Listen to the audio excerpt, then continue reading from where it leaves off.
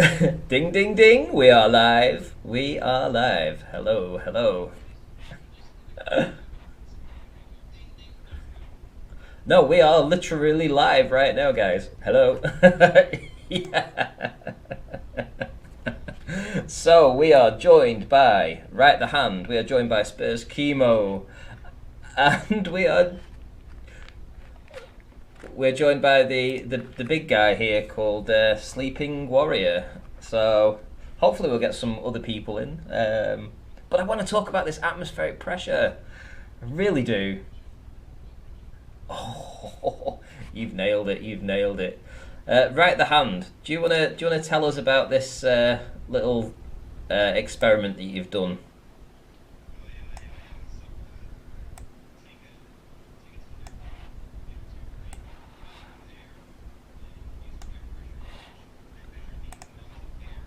That tire in PSI. So I filled one up to 6 PSI measured and then pushed the valve stem and it pushed out. So how is 6 PSI pushing out against 14? Exactly. I might be able to bring your video up actually. So it's such an awesome way of just demonstrating this fact. I think I'll just let me find the video, and then right the hand. There we go. So let's bring up your right. So let's get that, copy that, delete that, and open a new window up. Window. Right, there we go. Right, so if I was that over here and paste that, can you? Right, so we're actually playing your video right now. So let's hope we get the sound through as well. And how there is not 14.5 pounds of air pressure at sea level. We can prove this with a simple experiment. So this inner tube I filled up to 6 psi. Shout out to Dolly Daydream. Look at how inflated this inner tube is at a measured 6 psi of air pressure. Now this inner tube, I definitely think this the Schrader valve this asks the a question. stem, allowing the 14.7 air pressure access to the inside of the tube. And guess what happened? Nothing. It did not inflate. How come the 6 pounds of pressure is inflating that inner tube more than the 14.7 psi of air pressure? Why is it not filling that space inside? Why is it not filling the vacuum? Why is it not filling the void inside that inner tube? What is going on, people? How come when I push the Schrader valve on the 6 pound, it pushes out? How is 6 pounds of air pressure pushing out past 14 pounds? Because they lied. That final bit when you go, because they lied. But I mean, it's such an easy demonstration. I mean, look at this. This has no air in it. As soon as you just put 6 pounds of pressure in it, or 6 psi 6 psi in, it automatically pushes out to this, which is supposedly defying 14.7 psi. How is that possible, Tony? I mean, come on. You've seen this video. What do you think?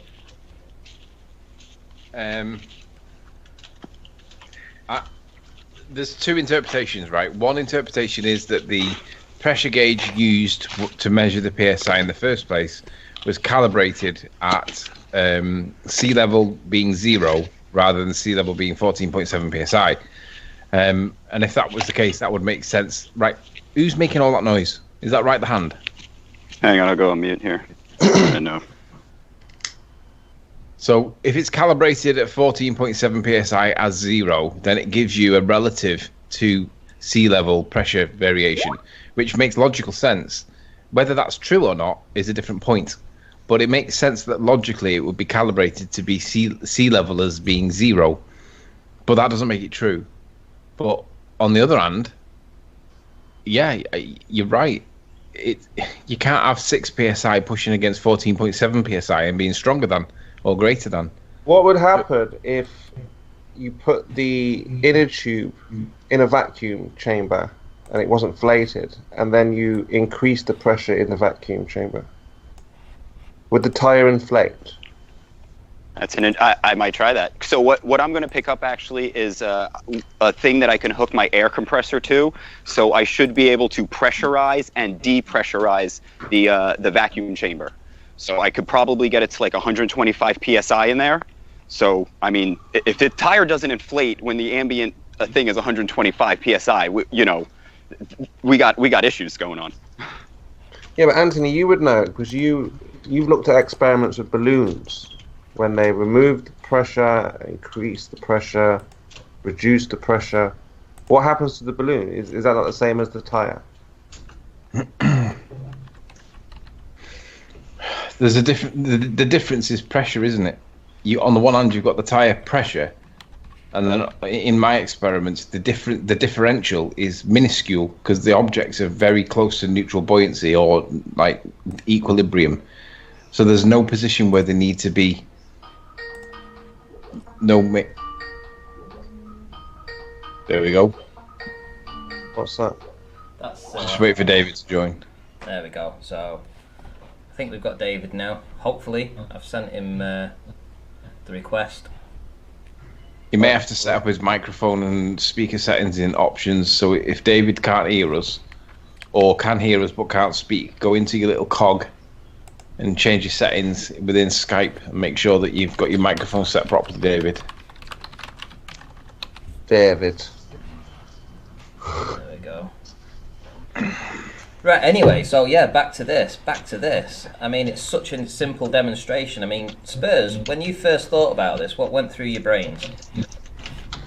It's not going to be a fan favourite because it came from me from what was written about measuring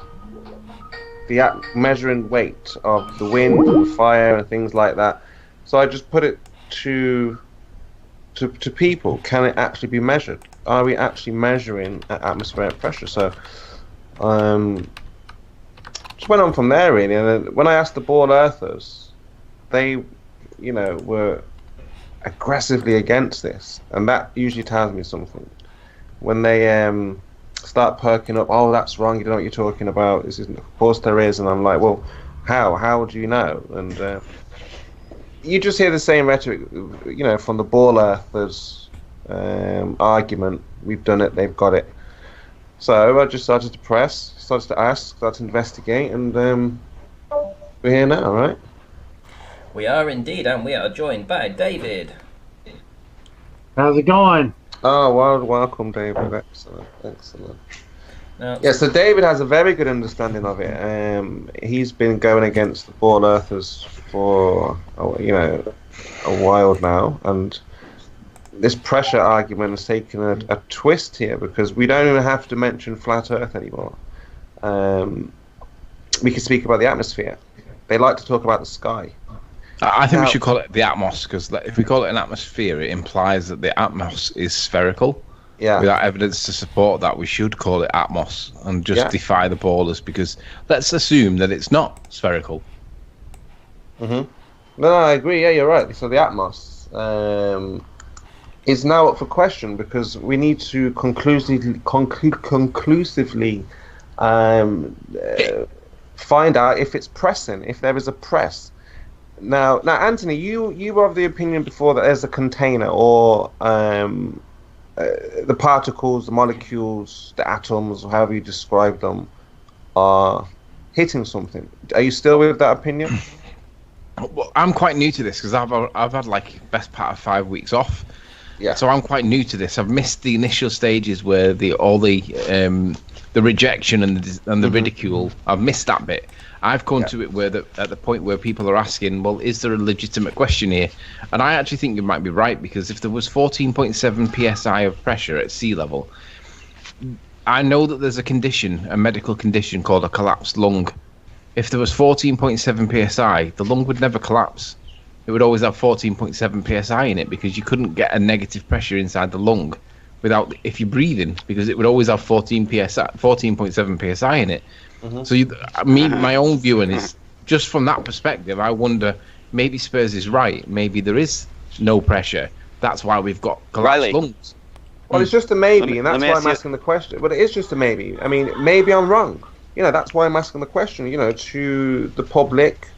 I empathise because I remember when I was asking questions on a topic that was new to me, which is relative density, and I couldn't phrase the query well enough for people to even understand it, because I was trying to get my point across, and I didn't even know what my point was, but I realised that gravity wasn't the cause. But there's no science for flat Earth. So what you're trying to describe is something that's got no science for it, and you've got to make up your own language that conveys the message that you're asking. No, it's a real simple question. How can you have gas pressure without a container? That is on the house. This is what Nathan's claim is.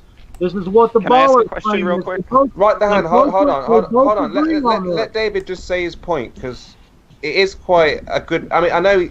But let him make his point. It pertains to it. It's picture. Is there a limit to which a volume of gas can expand?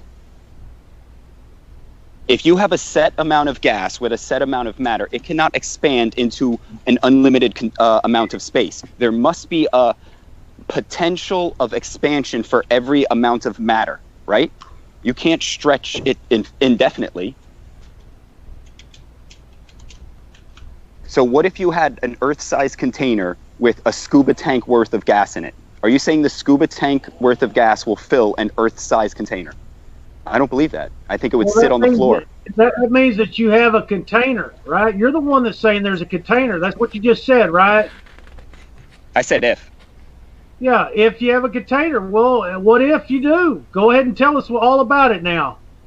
Yeah, no, I just said I think if you had an Earth-sized container and you took a scuba tank worth of gas and emptied it, it would not fill the Earth-sized container. I don't see that happening. And then if you're going to tell me that the air is little balls bouncing around, how come they won't eventually just hit the floor and all be laying on the floor? Maybe that's what happens. Maybe if you let a gas, I think what the thing might be, you have free expanded gas is what we walk around in, and then you have pressurized gas. So I think there is actually two types of gases: freely expanded and pressurized. That's wrong, right now. It's about the temperature, man. That's incorrect. Timo, go ahead, get them up to date on what's going on. That's way behind us right now. Go ahead. Well, the term itself, gas pressure, has a consequence. So obviously we know that in a container, it's not the same properties that we see in the real world. Now, if you're going to continue to say this gas is pressurized, well, where's the evidence for, not just like evidence in terms of like numbers, but we don't see what we see in a container. We don't see the same type of gradient. But not seeing it doesn't make it not there, right? Well, I think he's talking about the effects. We don't see the effects, we don't see the gas. Well, how do you measure it then? How do you measure a floating gas? Can you tell me that? How do you weigh a helium balloon? Well, you can weigh a helium balloon by turning a scale upside down and letting it push up against it, but that's not really relative to what's going on. That would weight in terms of scale weight is pressure applied to a scale. That would be pressure, right? Yeah. That would be true pressure. So weight, how do you get weight without applying pressure to a scale? Would be the next question then, I guess. Yeah. Water displacement. How do you have gas pressure? You believe that we have gas pressure on this earth. How do you? Why you just said you have to have pressure. So how do you measure that? Because what he's saying is, right the hand, in a real container, we can measure the pressure. We know exactly how much pressure is in a container. Now you're saying, well, we must be in a container, but I can't measure the pressure. Well, that doesn't seem to make any sense, right? Because in a real container, any size container, measurement doesn't prove. Measurement is nothing. A measurement is putting a number to an arbitrary scale. Yeah, why is it 14.7 then, smart guy? Tell us, why is it already set? David, calm down, bro. David's excited about this. What he wants to do is kind of not go on the attack, but he's kind of of the understanding. If you're going to make the claim of container, I made the claim there's not that much pressure. So, I never really even made a claim about the container. My entire claim, or at least that I'm not speaking for anybody else, but for myself, my entire claim is it's not 14.7. So how can you have low gas pressure without a container? Like I said, what if you had an area of space that was bigger than the gas's ability to expand? But that doesn't happen. The trees and the plants and everything is pumping out gas constantly. Yeah. Hang on, stop a sec. Well, how can you have a vacuum on top of that? Hang on, let me just add a little bit of like sensibility. Stephen Grenville says, "You're making flat earthers look stupid here. The gauge is calibrated at sea level. It isn't though. If it was calibrated at sea level, it would be 0. But he says, hang on, I've lost it. It's gone up a bit. The gauge is calibrated at sea level. It's like the regulator on your gas meter. It's regulated to the pressure at your home at the time the gas is used." But it's not 0. It's 14.7. That's right. So it can't be calibrated at sea level. So that's wrong, isn't it, Stephen Grenville? So we're not making flat earthers. You're making yourself look daft because you've got that wrong. For a barometer to be true, it needs to be constructed in a vacuum chamber. And that good, whatever, and have that as be 0 and then go up. But then again, how do you know, like that tire pressure gauge it's a spring. It's not it's just something pushing a spring. So I don't even know if changing the air pressure around it would work. You might have to contain and push. I don't know. Look, the idea is you remove the water, you remove the pressure. Now, this is something that anyone can demonstrate. If they're able to remove the water from any pressurized air container, pressurized air, then how you would see that there is no pressure in this can. You would have to refill. If you bleed it, it leaks. You have a drip, and there was always a gradient in these canisters, so you can't get away from the liquid, the fluid, or the gradient based in the container. I think that's what people are struggling to understand.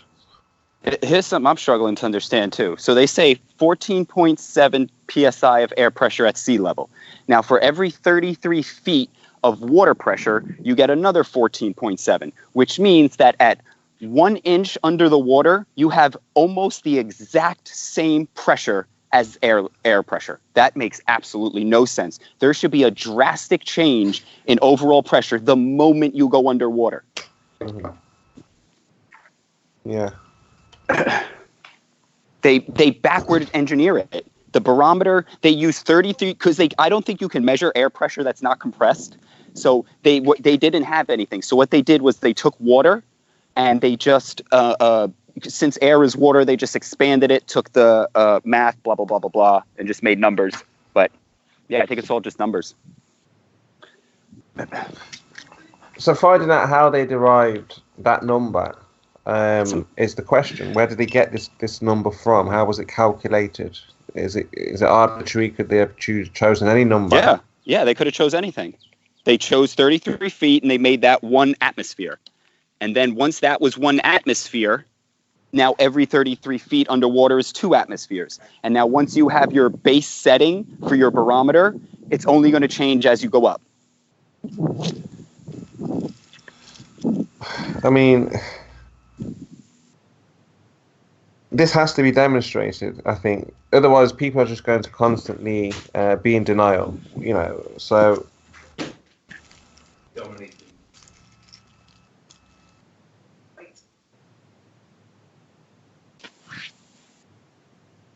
You'd have to measure. You'd have to get a measured pressure and then pull a vacuum and see the difference. That's going to be the only way to get what the actual air pressure is to get air pressure. Get something that could because air pressure should be pushing evenly against everything. So you get a source you should have, in theory, be able to put a scale in a vacuum chamber, and as you pull a vacuum, the scale will weigh less against the air will be pushing less against the scale, and you should start getting a negative reading on the scale until you pull all of the air, and it should say negative 14.7 pounds on the scale, and then you'll know there's 14.7 pounds of air pressure. So does this then, if it's not a container and it's not space, well, what is it? Magic, proof of God. You tell me.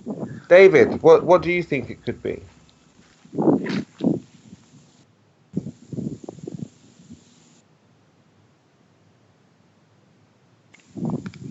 David's still here. I don't hear him. Just an FYI.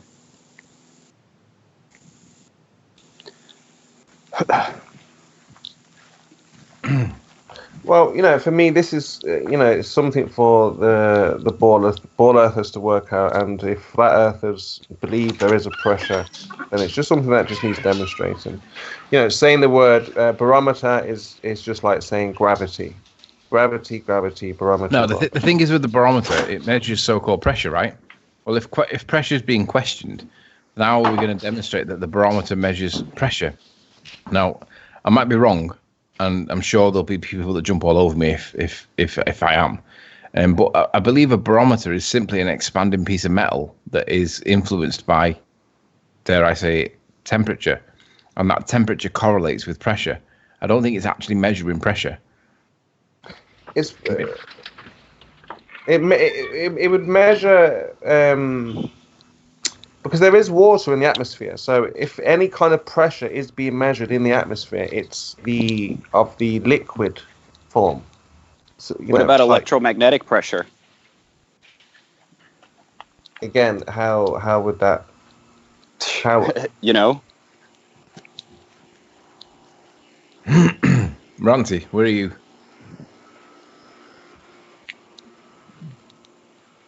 Ranty. Oh, yes, I'm here. I am here. Bear with me. Ordinarily, I wouldn't agree to Brenda being added, but on this occasion, we need some sensibility. Brenda, tell us how crazy we are to even be questioning pressure. Well, I've invited her to the call, so let's see whether or not she shows up. Oh, she is. Hello. Hello. Hey, Brenda. What's up? Pressure. Yeah, we're under pressure because we don't feel the pressure. So... No. We're not saying we don't feel it. We're asking how can we demonstrate that pressure is acting on us right now. Well, hang on. As opposed to the density. 14.7. 14.7 pounds of pressure. Rather than not just any pressure. Well, you would measure it, right? How? Well, what is pressure? Force over volume. Force over area. Yeah, force applied to a surface area, right? Sure. That's all pressure is. So you just measure that. So there's a force acting on us right now, right? Toby, can you go? Yeah. Toby. Yeah, there is. Okay, Brenda. Well, hang on. How? Could I just show Brenda this video in case she hasn't had a chance to see it? Would that be all right? Because if it's force over volume, Brenda, what I'd like you to basically what we have here is let me start where it's deflated. So here it's deflated, right? So the atmosphere is pushing down at 14.7 psi on this inner tube, right? So in order for this to inflate, it has to inflate by a greater volume than 14.7 psi. But yet, when it's at 6 psi, this is what it does. So how is it at 6 psi being able to push against 14.7 psi if it's... Toby, come. If we're to believe it is 14.7 psi, how is this possible? How is it possible? Yeah, this is inflated by 6 psi. Right, just hang on. So, let me interrupt a sec. Righteous Force says, we can hear David in Discord when he's trying to talk to you via Discord here on this channel. David, you need to come back to the Skype call because Ranty's not set up to accommodate the sound from Discord at this time. If you want to be heard, don't use Discord. But it's alright, I can cancel, if I cancel off Discord myself, maybe that's where it's coming through. We'll see. Yeah, but if he's not heard the message, you wonder why he's being muted. So Brenda, yeah, this pressure, this is inflated by 6 psi, and all around it, on every square inch of it, it's got 14.7 psi pushing against it. So how is 6 psi resisting 14.7 psi? And then when he releases the valve, why does the pressure not inflate the valve? Inflate it, and why does the air push out? Well, 14 psi would be the pressure needed to equalize both sides. That doesn't mean you can't inflate something at a lower pressure. So inflating the inner tube to less than that simply means it's not, there's not an equilibrium of pressure between inside the tire and outside, right? That doesn't mean you can't, it doesn't mean you can't inflate it underneath that. Why couldn't you? How do you lift 10 pounds with 5 pounds of pressure? You're not lifting 10 pounds. You are. You're inflating. No. You're pushing the air away, which is 14.7.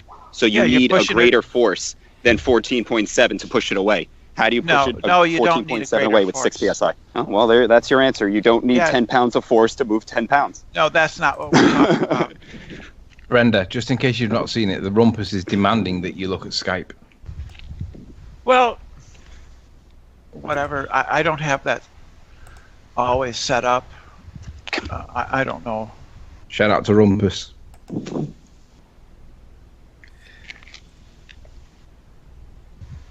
Right, so basically what we're asking is how can we tell that the value of gas pressure at 14.7 roughly is what we're at now? How do we know that? Repeat that again, please. Doesn't it have to do with the gravitational pull, the rate, 9.8 meters per second? Shh, don't derail it. The issue is, how do we know that gas pressure at 14.7 psi is what's acting on us? I know we're not at sea level, so give or take a little bit. But what we're asking is, how do we know that that value is what we're actually experiencing? Because there's an argument to suggest that perhaps that value should be 0. Where's the reference point coming from?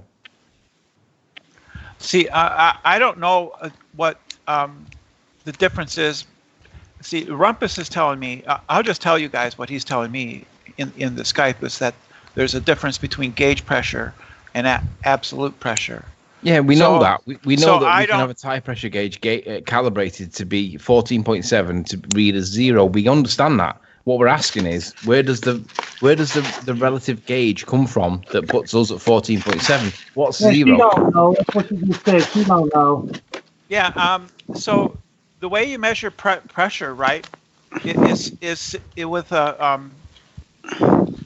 by measuring the force that's being pushed down on something, right? Right. So you measure how much of a column of mercury the air pressure can lift. Okay, right? Brenda. So Brenda, Rupert Cow says, does a tire pressure gauge begin at 14 psi or 0, and why? The one I got starts at 0. Yeah, the one I got starts at 0 too. Well, they believe in that negative pressure over there too. It's all because of gravity, right, Brenda? Now, Dallas is right. The 14.7 is related to gravity and how it pulls the air down. Okay, well, Charlie says that we don't know the difference between gauge and absolute pressure. What we're saying is we do. We understand that the gauge pressure is calibrated to be 0 at sea level. So it's the difference between the two. So right, when the tire, what's the arbitrary value related to then? I get that 14.7 is what we're at sea level, but where's the 0 at? Where does that come from? So when the inner tube is pressurized to 6 pounds per square inch, that's 6 pounds per square inch above 14 pounds per square inch. So we just assume to add 14 to the measurement device. So if I had a yardstick... it's not an assumption. Hold on. If I had a yardstick, I looked at that pressure gauge and it said 6 psi. Now, if I took a ruler and measured 40 inches, should I assume that it's actually 54 inches? No, I would go by what the measurement device says. All you're doing is just assuming that the measurement device should add 14.7 pounds to reaffirm that you're 14.7. No, Ranty... Because I have 6 psi measured. So show me where it's 20. So Ranty's first, when Ranty's first intuition was that how can the inner tube be inflated to 6 pounds per square inch when 14 pounds per square inch is pressing down on it? How does that make sense? And his intuition, Ranty's intuition that this can't happen is correct.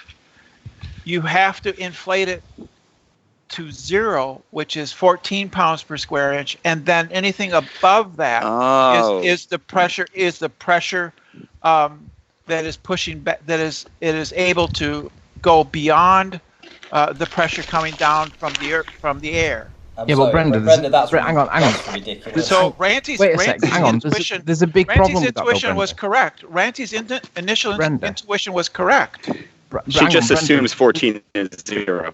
No, hang on. There's a big problem with that. What you're actually saying, Brenda, is that when you go and get your car with fitted with new tires, what you're saying is that the tire pressure gauges from all tire fitters are not set to the standard that we're talking about. They're set to their own arbitrary standard that allows them to calibrate their devices so that the 14.7 of psi atmospheric pressure is actually 0.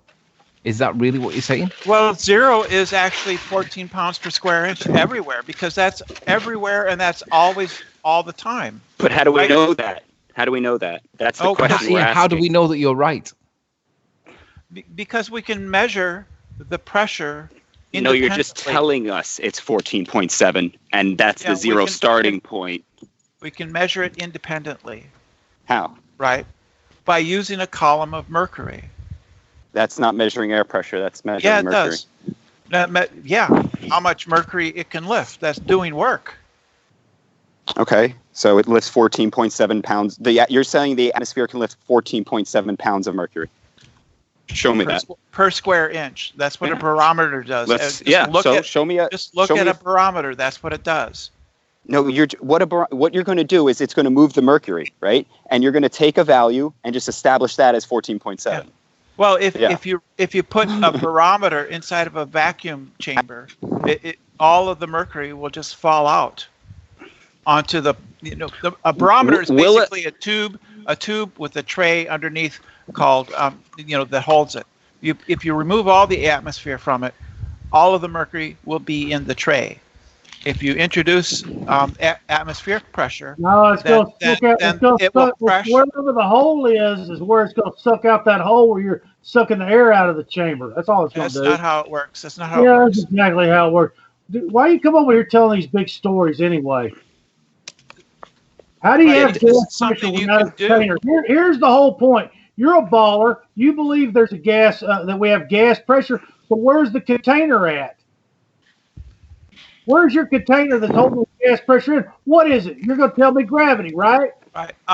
You don't need. What's your answer over there? How can you have gas pressure without a container? Answer it, David. You don't answer the question. How can you have gas pressure without a container? David, you don't need a container to have pressure.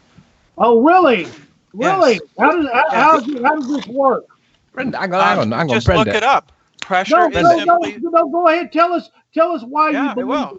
Go ahead, Brenda. Yeah, I will. Brenda, come on and tell us right now. Hurry up. David, hang on a sec. Oh, Brenda, she ain't answering the question. Go ahead. Well, How can you have gas pressure without a container? Answer the question. I'm just going to deal with that, Brenda. David, Brenda, did you just say that you don't need a container to have gas pressure? Correct. Have you Googled the term gas pressure recently? I've Googled the term pressure, and pressure is determined by the formula of force. That's not the answer. Per square, force per over area, right? Let me re-ask it. That's what pressure is. Let me re-ask it. You've not answered my question. My question is simple. Have you Googled the phrase gas pressure definition recently? I have Googled the term pressure. I'm looking at the Wikipedia article on Answer pressure. my question. Answer my question. Have you Googled the term gas pressure definition recently? Yes or no? Probably some time ago, but not recently. Pressure. Right. Maybe you should do that. It uses the word container. You need a container to have gas pressure. No, that's not true. Because that is pressure. True. By definition. Would you like me to demonstrate it on screen right now? We don't prove things by definitions, but Yeah, we do. By Is demonstrations. force. Pressure is force over area. Ranty, let's do all this for the sake of Brenda. Hang on, no, I insist. That's all you need is force and area. Says we don't prove things by definition, then uses a definition to prove pressure. How about you demonstrate air pressure, Brenda? Ranty, I insist. Please present my screen for the benefit of Brenda. Gas pressure, right? Definition. Gas pressure definition, Brenda. Pressure, generally speaking, this is not specific to gas pressure. Pressure is a force exerted by the substance per unit area on another substance. This is the key bit. Thank you. You just confirmed what I said. Force per unit area. Thank you. Thank you. But the sentence continues. It says the pressure of a gas is the force that the gas exerts. What's this say, Brenda? On the walls of its container. Right. On the walls so you need a container to have gas pressure. No, it doesn't Brenda. say that. It doesn't say that. Are you kidding me? But then how do you have gas pressure without a container? Brenda. Pressure is force exerted by a substance per unit. Yeah, but we're not area. talking about pressure generally. We're talking about gas pressure. So can you read the bits highlighted in blue for the benefit of the audience, please? The pressure of a gas is the force of the gas exerted on the walls of its container. That doesn't mean that you have to have a container. It doesn't say that. So you're going to redefine gas pressure, Brenda, right? No, it's not defining it. It doesn't say what you claim it says. Okay, so I claim it says container, right? Can you demonstrate by way of presenting it to the audience where you can have a gas pressure without a container, please?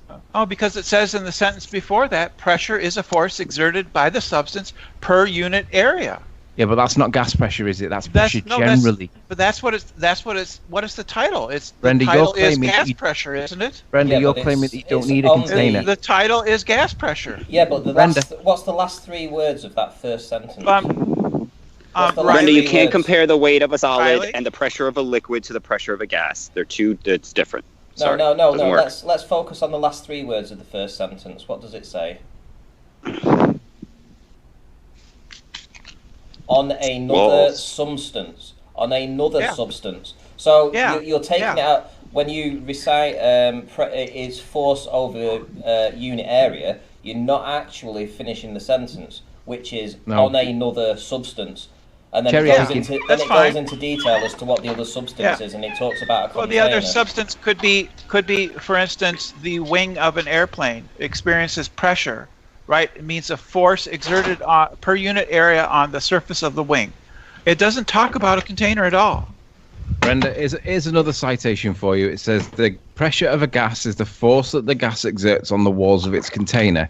You claim you don't need a container. Can I see, please, presented to the audience any citation where gas pressure does not require a container, please? Go. Because the formula for pressure... No. I don't want explanation. I want citation. I am giving you a citation. Pressure... Presented to the audience, I said. Pressure is force over area. That's what it is. Right, area, right? You need a container to have an area. No, you don't need an area. You don't need a container to have area. Right, so demonstrate it with a citation to the audience, please. Present your screen. Show us a citation where you've got gas pressure without a container. Right there. Where? Force. That's a definition. That's a definition, not an example. It's a definition, not a citation. He asked for a citation, not a definition. That's fine. Pressure is the amount of force. A unicorn is a horse with a horn. That doesn't mean it's real. If you're just going to talk over me, well, you're not addressing the point. You're not. We didn't ask for a definition. No, we didn't ask for a definition. Yes, he asked for a citation. No, he said citation or demonstration, not a definition. I can define what a unicorn is. A unicorn, by definition, is a horse, a magical horse with a horn coming out of its head. That's how you define it. All right, is it real? Right, no. Okay, but let's make this into the chit chat because this is not the debate show, are we? We're not debating. We're just having a chat because none of us really know the answer to atmospheric pressure. We do know the answers. The answers are simple. No, Brenda claims to know the answers, but when challenged, this is something that's easy. So don't define it, demonstrate it. Or show us a citation. This is a citation. Hey, Brenda, how do you weigh a helium balloon? You would need to weigh its individual components at the same time, or you could weigh it in a vacuum chamber. You could weigh it in a vacuum chamber. That would be another way to weigh it. Wouldn't You the would balloon weigh- pop?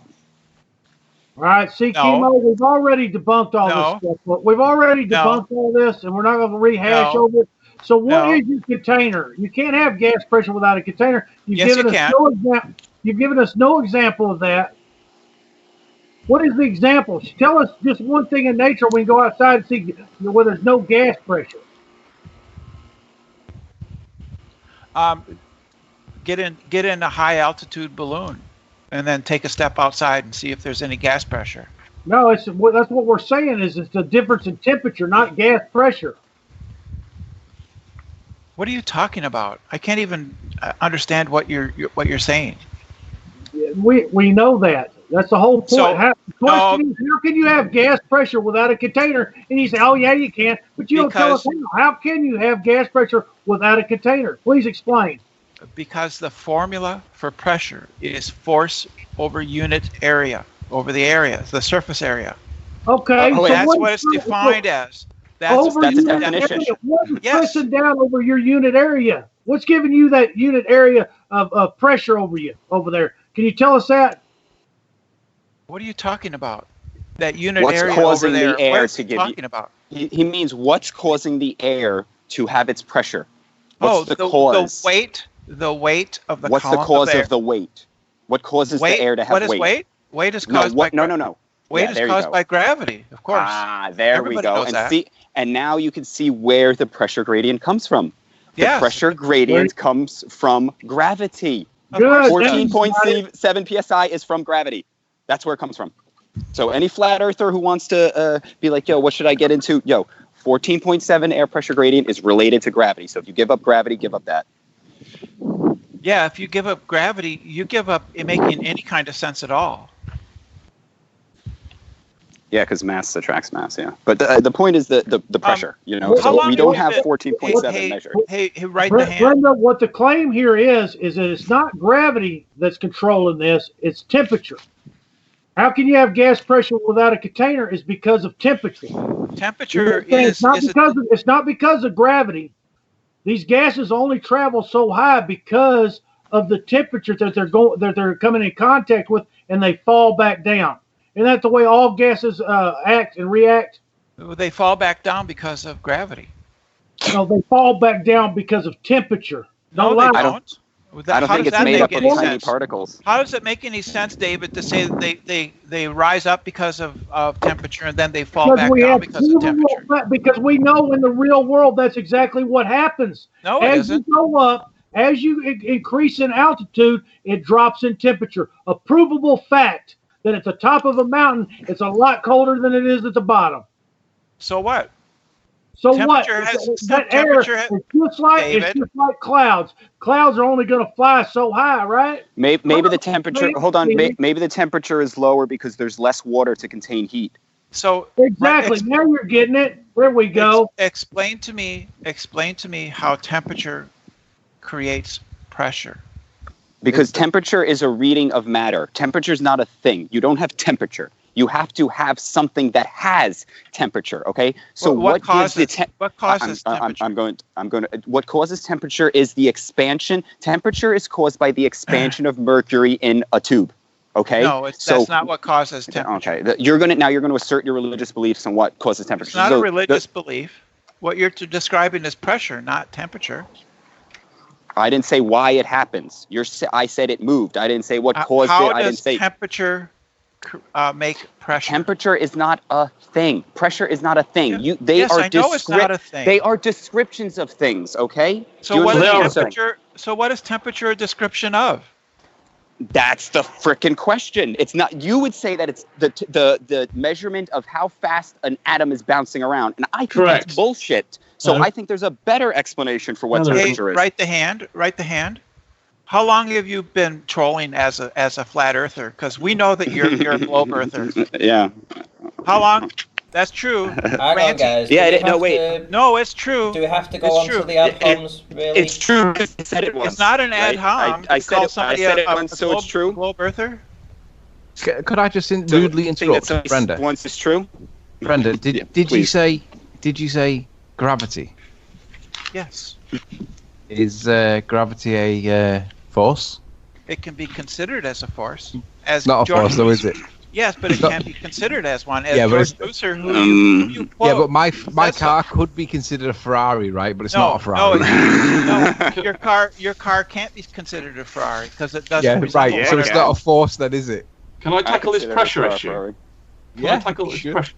Right. You're getting all excited about these definitions about how you measure pressure. To measure a pressure, you need to have a surface upon which the gas pressure can exert itself. That's measuring the pressure. Measuring the pressure.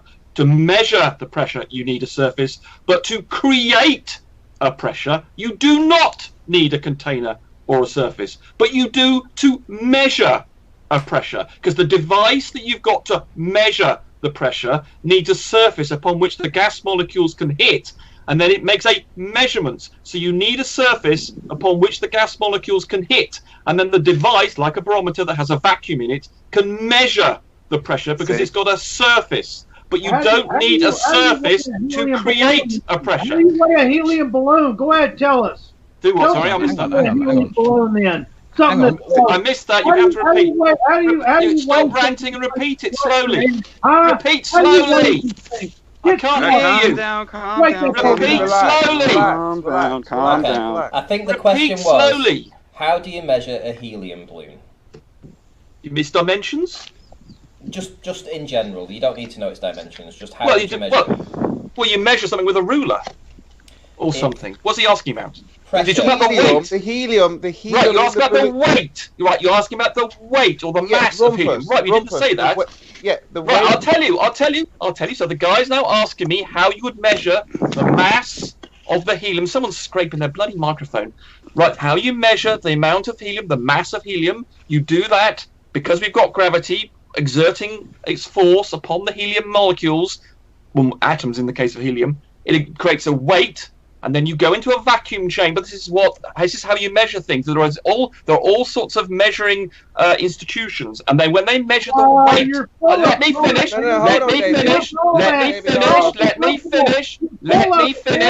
I'm about to get to the punchline.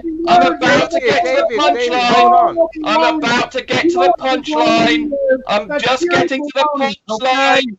just getting to the punchline. Right, here we go. So to measure something, you need to put it into a vacuum to stop the buoyancy effect of air. So when an institution that's designed to do this sort of thing, weighs something, they put something in a vacuum chamber and they weigh it. And so they would be able to weigh a helium balloon. Obviously, that would include the helium, the fabric of the balloon. Give us a break with that, man. Let me ask you, David, hold on. David, hold on, please. David. How this works, do you? Go and look up how they weigh things in an institution, a measure weights institution, and you will see that's what they do. Research. Hang on, Spurs, 1 sec. Yeah.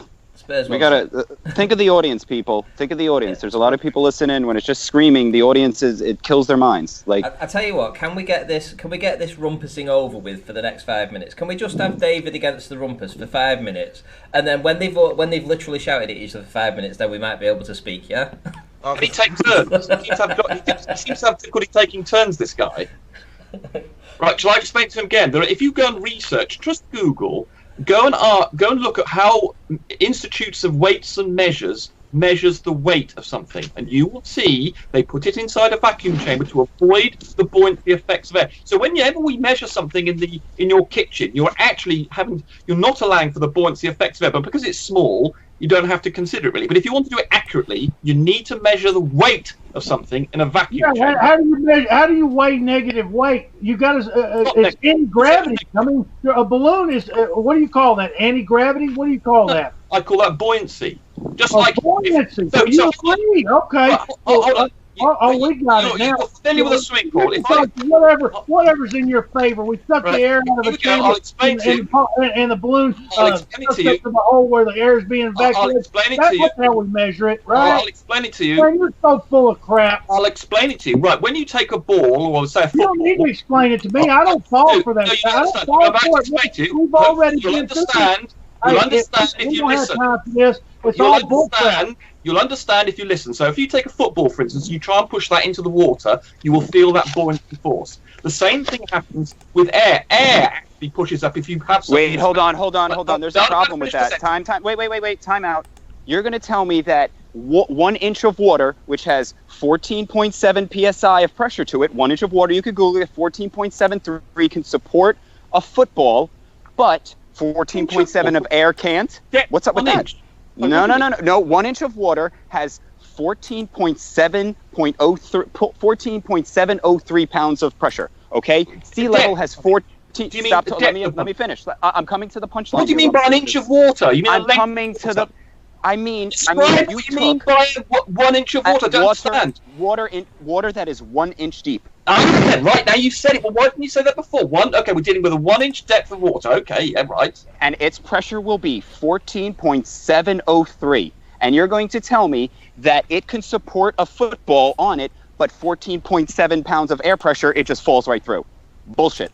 I didn't understand the point you were making at all. Yeah, that's the problem. No, you don't understand. Okay, here, I'll dumb it down for you. No, you're in it. See, because you're ready. This is why you don't understand. Because you don't say nonsensical things. You just have what you want to say. I know, Rumpus. You just have what you want. Hold on, Rumpus. Stop talking for 3. You never stop talking, Rumpus. This is why you can't hear. Okay, just keep going. Okay, when you're done, let me know. Okay, right. You've just described to me having a football. And I think you said it was if I rested it on some water that was 1 inch deep. I mean, are you saying that you think that the thing would submerge because it's only 1 inch deep? It would then the 1 inch is not sufficient to support the ball. That's probably right. Okay. No.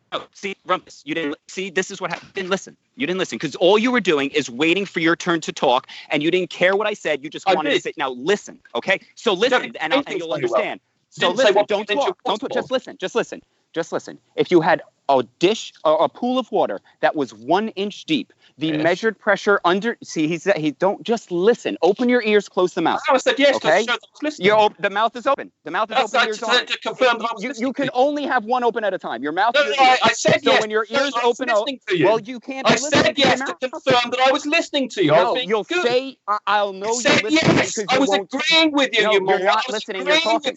I said yes to confirm that I was listening. Okay. Don't confirm that you're listening by talking. Confirm you're listening by listening. Well, okay. I thought you might like to know that. No, I don't see. You're not listening. You're talking. He's already said now that's talking. That gravity's the reason. He's already made his big claim. I'm trying to explain a simple scenario, and Rumpus cannot listen for. Okay. Go on. He's already made his gravity, man. You might as well just go on. He doesn't have nothing to say. If you had a pool, that's what he is.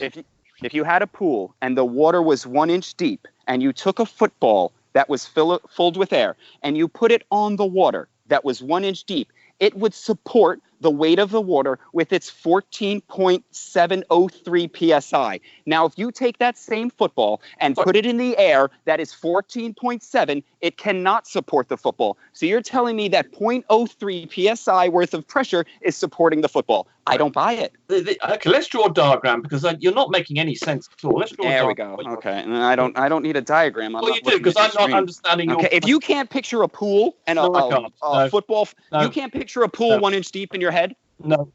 Okay, well then that's the problem. But you can picture a ball of water floating in space. Let's draw. So you can hold on. You can picture a ball of water floating in space, but you can't imagine a pool 1 inch deep in your head. Well, you used the term. You said that 14 psi. Yeah. You said. Can we get Rumpus out of here? He's not here to help. No, you don't. Actually, the moment. Ranty, did you notice the moment Rumpus came in, the entire conversation was talking over screaming. You're just talking over him.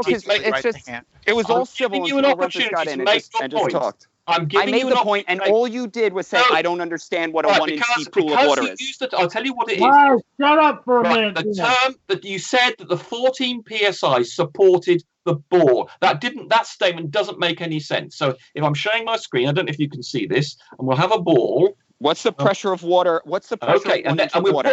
No, Rumpus, stop talking. Answer the question. What's the pressure of 1 inch of water? What's the pressure of 1 inch of water? Hold on. Let me just tell me what the pressure of 1 inch of water is. And then you can tell me. Then you can tell me the bits where you think the pressure. No, what's the pressure? Right. Okay. Tell me where you want me to put pressure here. So we've got 14 psi here. No. Rumpus. Here we got 14 psi air pressure. Now, what other pressure do you want me to put in? what's the pressure that 1 inch of water exerts? I don't happen to know that off the top of my head. Well, go find out, and you'll be in for a big surprise. Go find out. Go to the depth calculator, put in 1 inch, Well, I'll and tell see you what the I'll PSI believe- value is. I believe what See, you said. here, this is the problem. You I'm don't know accepting. shit. Hold No, on. I'm You don't know accepting. shit, but you're arguing it. No, no, you hold go, on. I No. know you're wrong, and then I say, No, well, no, what's the I'm pressure of water? accepting. You go, I Tell don't me know. what it And all is. you do is talk. Tell So me what Rumpus it is. Rumpus ruined it. Tell me what it is. Rumpus ruined this whole fucking thing. Tell dude. me what it is. Rumpus, I'm not talking to you. You're a retard. I'll accept the value you give me. It's 14. I told you 9 times because you don't Well, you fucking said you- listen. yeah, It's exactly. 4. I'll say it for the 10th and 11th time. Please It's do. 14. Yeah, he's talking. That's why he won't hear it. It's 14.703. I said it 15 times. I say it 16. It's 14.703. Right. Do you understand? The difference between the air pressure and 1 inch of water is 0.03 in your world. That Right, so doesn't do make you agree sense. this So what diagram- you're saying is that it's the 0.03 that supports the football, Here we not go. the 14.7. Here we go then. So I'm drawing the diagram. That's You don't not need what a the depth diagram. pressure- that's If you not what can't the- picture this in your head, you have a mental disability. That's Here not we what go. the depth Well, you'll have to pressure. put If you that way. can't picture a kiddie pool that's 1 inch Here deep, we you go. gotta fuck. You Here we have go. Tourette's. Well, I'm going to give you an opportunity to make Maybe me you have look dystonia. silly. That's why you talk so much. Yeah, I'll give you an opportunity to make me look very No, silly. I don't then, need an opportunity. You- You've made yourself look as dumb Here as we go, possible when you here we said go. you can't picture a Here pool we that's go. 1 inch deep. Yeah, not with the values you offer. Right, so here we go. This Yeah, is those are the values that you give me based on gravity and based on 33 Right, feet of okay, so- water being so 14.7 what we're psi. saying- what So you're 1 saying- inch of water is Here we go. 0.03 of pressure. Here we go, and what we're saying. I can't see your diagram, dumbass. I'm on fucking Skype. Oh. You're just Right, making. now we get to it. Right, okay. Well, I've drawn. Hopefully, This everyone is else why I can- said, can you picture a pool with Yeah, well, 1 inch of water in your head? Because everybody listening can Yeah. picture a pool Yeah, with yeah, 1 inch of water in it. I've drawn the diagram That's as I've 1 given foot, it. not Yeah, 1 okay, inch. well, the audience might be listening on their headphones and they can't see what you're drawing, but That's 1 foot, they can not hear 1 your inch. voice, So that's if they 1 can inch. hear your voice, they That can is picture a pool. Single dashes a foot, That's Brenda. well, what I'm seeing on the on Ranty's screen is 1 foot. No, that's no. What? Not showing So, what I'm showing. I put in 1 foot and it's 0.43 psi.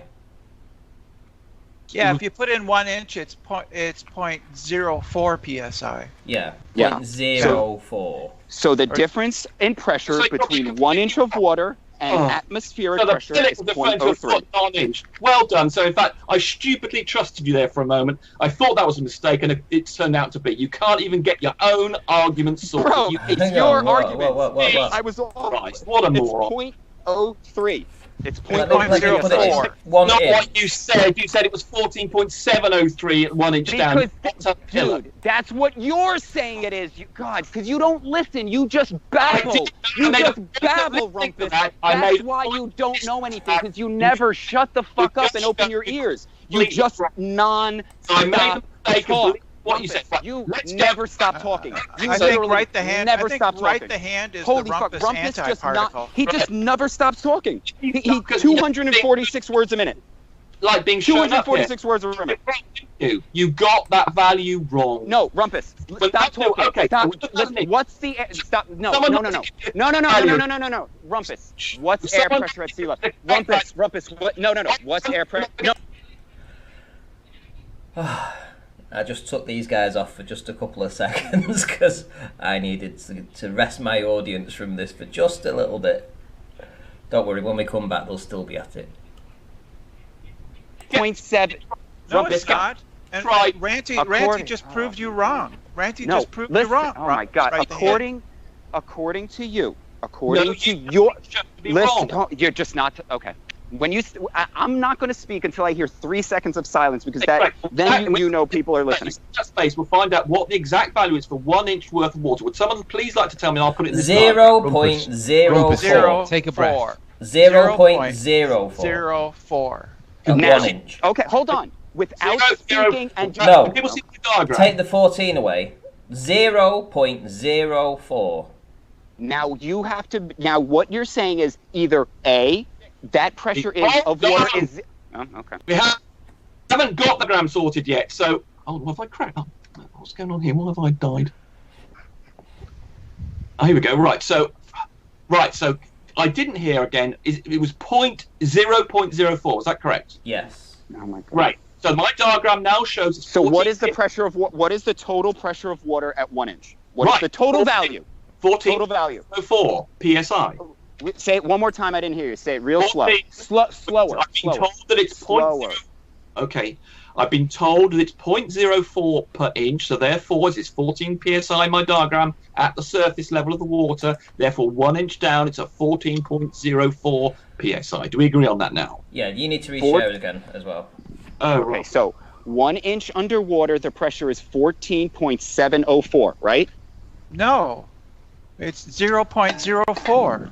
So okay, so there's lower pressure underwater than above water. If you could see can we see my diagram now? I No, Yes. you can't. Right, so here we go. So at sea level, or water level, we've got 14 psi, which is the pressure of the air at sea level, and then we're going down 1 inch, and therefore we've got an extra 0.04. No.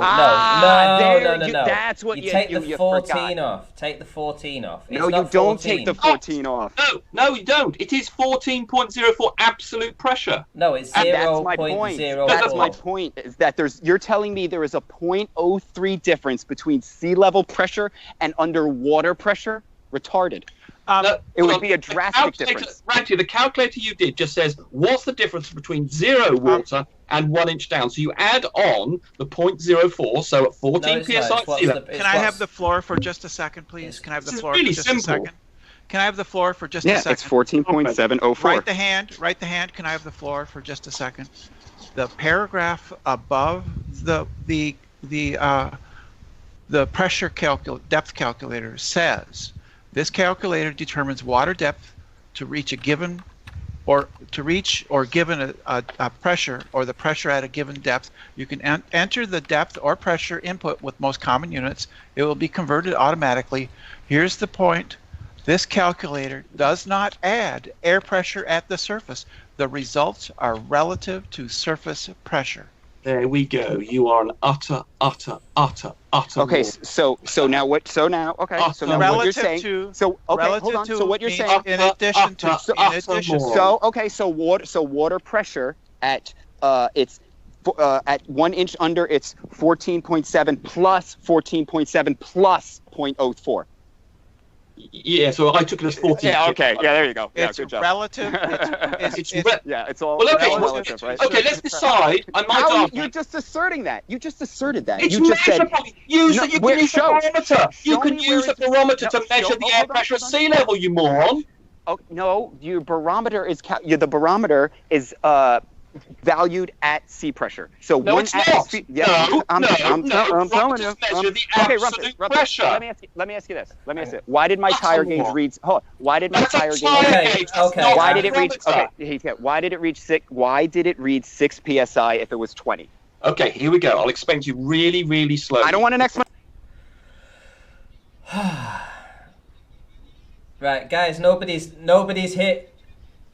Nope. Listen, nobody. Listen. Yeah, but nobody's listening to you guys right now because I've taken you off just for a second because I just want you guys to please try a little bit of back and forth and just take a breath and do your explanation and let the other person speak. Thank you. Right, well, he actually wasn't able to answer, which is quite impressive. Right, so here we go. Here's the answer. You asked me why does the tire gauge pressure show, well, whatever it is, 6 psi, and what that actually represents. If you knew anything about tire pressures, it's called a Don't gauge. tell me what I know. Don't Finish. tell me what I don't know. Minute. Don't tell. You're not starting the conversation with. No, you're not starting the conversation with what I don't know. Don't tell me I don't know it. No, don't tell me I don't know it. I agree with Explain- right the hand. Rumpus shouldn't Explain be it. presupposing anything. Explain it without saying I don't understand it. Answer, please. So Right, start over. I'd like to finish my answer. Here we go. No, you're going to start over without No, the Rumpus, part listen. where I don't Rumpus, understand. Rumpus, finish- listen. Right hand is correct. You shouldn't be presupposing. Right, listen, Rumpus shouldn't be presupposing what you think that he doesn't know. My answer, He please. can't. He can't. This guy's incapable. This guy is incapable of conversation. He's incapable. I have not been able to give an answer. Because you're incapable. Because you're incapable of a conversation. Here we go. A tire gauge pressure is relative to atmospheric pressure. So when it shows 6 psi, that's 6 psi plus. That's your claim. That's an assertion. Now prove it. Absolute- Back it up. Back to If you prove go- that 6 is 20. And if Prove that you go 6 in- is 20. I have go- 6 measured. I have 6 measured. Prove it's 20. I Interrupting don't care what you, I know. I don't care what you believe, Rumpus. You believe what you believe. I have measured 6 psi. Now prove it's 20. You don't like the answers. Prove You it. go- No, you don't like it. You have an assertion that it's 20. I have a measurement that it's 6. you Prove look- my measurement is wrong without your assertion. Look up gauge pressure. You will see that Prove. No, you so prove it. it's relative to atmospheric pressure. No, you just keep saying that. I have an actual measurement of 6 psi. You have telling me it's 20. So Because don't it's tell me it's 20. Show me it's 20. Look up Don't how tell me it's 20. Show me it's 20 Okay, like I showed. okay, I Rumpus. showed you it was 6. Poor Show guy. me it's 20. Rumpus, I do you can- want to show how the measurement's calculated by adding 14.7 to the 6? Could you bring up a I citation can add for that, please? I can add 14.7 to 6. Okay, you want to- Anybody can do that. I want to know. Show me the 20 on the measurement device. Yes, well, on the device, but also could you show it me as a citation, if you can? In other words, you're asking me how gauge pressures. Okay, all right. No, I'm not asking it how it works. I know how it works. No, you Stop don't. talking. I'm asking you to Don't. show. No. I'm asking you. This is why you don't know, because you just keep talking. Webcam, you moron. He just keeps talking, and now he's ad hominem. I'm not asking you to explain why the. I'm not asking you to explain why the 6 is 20. I'm asking you to show me 20. Telling you. I can explain a unicorn. I can explain a unicorn, and you can explain that 6 is 20. So without just explaining that 6 is 20, show me the 20. I showed you 6. How tired. Show me the 20. No, I know. Show do me it. the 20. Show me the gauge that says it's 20. Are y'all done yet? This is what it comes down to. I have 6 Come on, measured. now. You have the You assertion can't that is talk like actually your girls 20. over and quit it. I'm trying to give you the answer. No, and you're not. You're just You telling me haven't add got no 14. answers. You're just full. Rumpus, you're not Rumpus. You're not doing anything but telling me to add 14 to my measurement.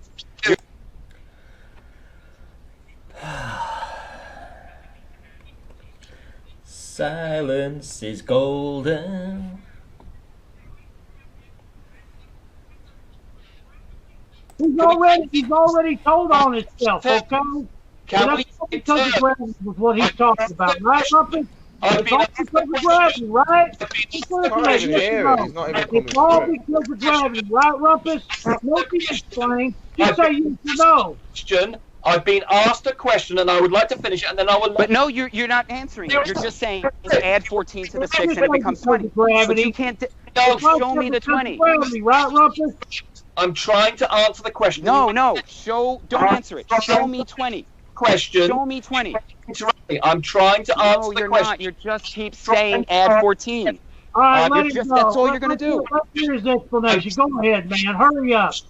I'm trying to answer the question. Yeah, Right. Okay, now can- the can- atmospheric okay, pressure, which okay, is guys. supposed to be 14.7. Can we do You this? get Can we let's- do this with 30 seconds each? Can we do this with 30 seconds each? Rumpus, 30 seconds to you, and then we'll let Right Hand in again, and then we'll let David in again. So 30 seconds if you can. The Rumpus, go ahead. Anybody who has the brain bigger than the size of a single cell. No ad organism homs, please. The Rumpus. No, there's no need for it. That the tire pressure gauge that we deal with is relative to atmospheric pressure. If it wasn't, when you put in 1 psi and it really was absolute 1 psi, got 14 psi around, it would never inflate the tire. So the pressure gauge is the only way of measuring absolute pressure is to have a vacuum thing. And these little tire pressure gauges do not have vacuums inside them to measure absolute pressure. So they measure everything because they're surrounded by air relative to the air pressure. Okay, and so right the hand. Do you want to say something about this right now? Yeah, it's simple. Show me you are just asserting that it's 14.7. I have measured 6 psi, and you're going to say, no, it's not 6, it's 20.7. Show me 20.7 on a measurement device. Okay, the Rumpus, your turn. Go ahead. Show 14 plus 7 in whichever way that you feel that you need to address that particular question. Right, he hasn't measured anything relative to absolute pressure because he's using a tire pressure device which measures everything relative to air pressure. What he needs is a barometer. Barometers have a little vacuum chamber inside them so they can measure the absolute pressure. And you can go and get hold of a barometer and it will tell you what the absolute pressure is, and that will be a tire pressure takes that as its base. Because it's surrounded by air, it can only do things relative to air pressure. A barometer's got a vacuum chamber in it so it can do relative to that.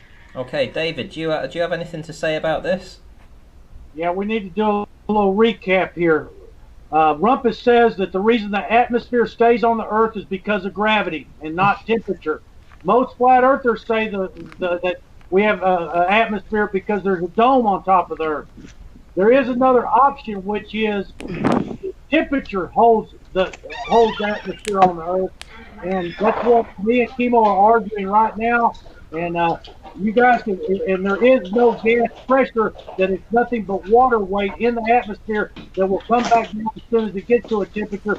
And as for other gases, they rise until the temperature becomes too cold and they fall back in. End of story. Right, the hand. Do you think that that's a reasonable thing to look into? Yeah, I like that better than gravity. I'm a fan of water in the air, and you have more water at the bottom near sea level, so you're going to have a higher pressure, just like you would have a higher pressure at the bottom of a pool, and as you go up, you would have a pressure gradient, and that would be due to the stacking of the liquid. It's not minute particles, and also the temperature would change because as it's spreading out, the temperatures as you go higher, the temperature lowers. So yeah, the water dries out and. What I wanted to ask Rumpus, utter gibberish. Rumpus, you know how flat earthers say container? It's not. Yeah. Does that eliminate gravity for flat earthers in this case? Because if there's no gravity, well, what I'm trying to say is that flat earthers will say container, and you're saying gravity. Is it one or the other? Well, if you didn't have gravity, then indeed all of the air molecules in our atmosphere would run off, as Sleeping Warrior had in his little presentation of a balloon in a vacuum chamber. They would all shoot off, exactly, doing their thing, moving off in random directions. Or like the flat earthers, some flat earthers say, a container. Would that be another option? Well, that would certainly stop them. If you didn't have any gravity, that would certainly prevent them from running off, which they would be inclined to do, because the second law dictates that you will have a equalization of the distribution, and so that would indeed be a way of retaining the atmosphere. But of course, it's not there. It's gibberish, but that would have the same effect. Okay, that's fine. But the other thing it wouldn't account for is the pressure gradient that we have in the atmosphere. So it wouldn't account for that. So we can experimentally say that it's not the container because it doesn't have that effect, and gravity does. Just like being at the bottom of a pool, the pressure is higher at the bottom of the pool than it is at the top of the pool. The atmosphere behaves in a similar way, except it's compressible. Yeah, but that's on the assumption that the atmosphere is bouncing atoms. Thank you, Rumpus. It is, of course. You're denying atoms now, are you? Yeah. Oh, my God, you moron. Where have you been? You utter ignorant. No need for the ad homs. No need for the ad homs. You notice how he didn't address the temperature to control all this. Temperature is not a pressure. Temperature is not.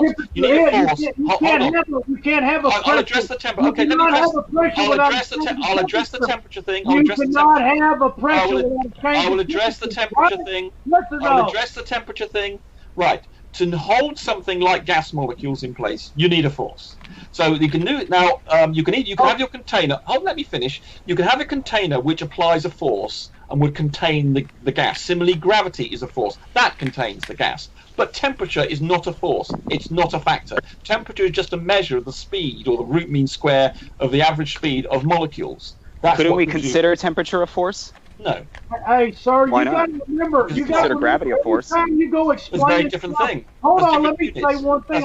Okay, could we listen to David for a second? Okay, you got to now go from this gas pressure to a negative pressure, because you say the sky is a vacuum. That's why your arguments all fall apart, because you're pick and choose what fits you with the word gravity. Okay, gravity is not an answer when a helium balloon defies gravity, right? It defies gravity. It floats up, defying gravity. Did you not hear my earlier explanation? What pushes that helium balloon back down? I'll explain it. Pushes that helium balloon back down, not the gravity. I'll explain to you. Just like as I was. I'll explain to you. We've heard your I'll answer you. Here we go. Right. Just as I said earlier, if you push a football into some water, it pushes back up. There is a buoyancy effect of the water. Similarly, air, because it has a density, it also pushes up slightly, but helium is less dense, and therefore it sinks. If you want to measure the weight of a helium balloon, as I said, hold on. So it's not anti-gravity. Okay, so you're a flat anti-gravity. It's not anti-gravity. We got it. You're a flat earther now. It's not anti-gravity. A helium balloon. A helium balloon goes up. Helium balloon goes up because of buoyancy. And we appreciate that. A helium balloon goes up because of the buoyancy of the air.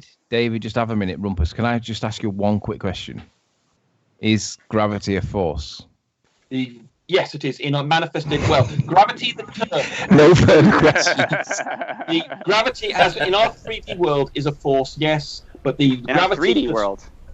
But the gravity in the 4D world is described as what? Described as the bending of space-time. What's 4D? What you don't understand about space-time is four-dimensional. No. I understand it. Can you demonstrate it? Yes, I can, because the theory, general theory of relativity. No, just show me space-time. Where did I go to touch this? Right, I'm outside. Where do I go? That's like saying some trees. That's like saying show you wind, show you molecules. No. I feel wind in 3D space. Now, where's this space-time? Yeah, we gotta get past the cold. We gotta get past the cold to get to that space-time place, right? You can't move around in 4D space-time, but we know it's. I know. I move around in 3D space because 4D space is fake. No, it's not. Well, then show it to me. Hold on. Show it to me. So just show me 4D space. No, there are lots of things I can't show you that exist. Pressure, for instance. Pressure. You just interrupt every time that you claim space-time is not pressure. Try and disrupt the conversation. Here's another baller. Right? It's all about gravity, right? Here we go. There are lots of things. There are lots of things. Why would you claim density like a flat earth? There are lots of things that I can't show you. There are lots of things that I can't show you. There are lots of things. They're real. There are lots of things that exist that I can't show you. For instance, electrical charge. Doesn't mean they're real. Hold on. There are lots of things I can't show you, such as electrical charge. I've been electrocuted. Hold on.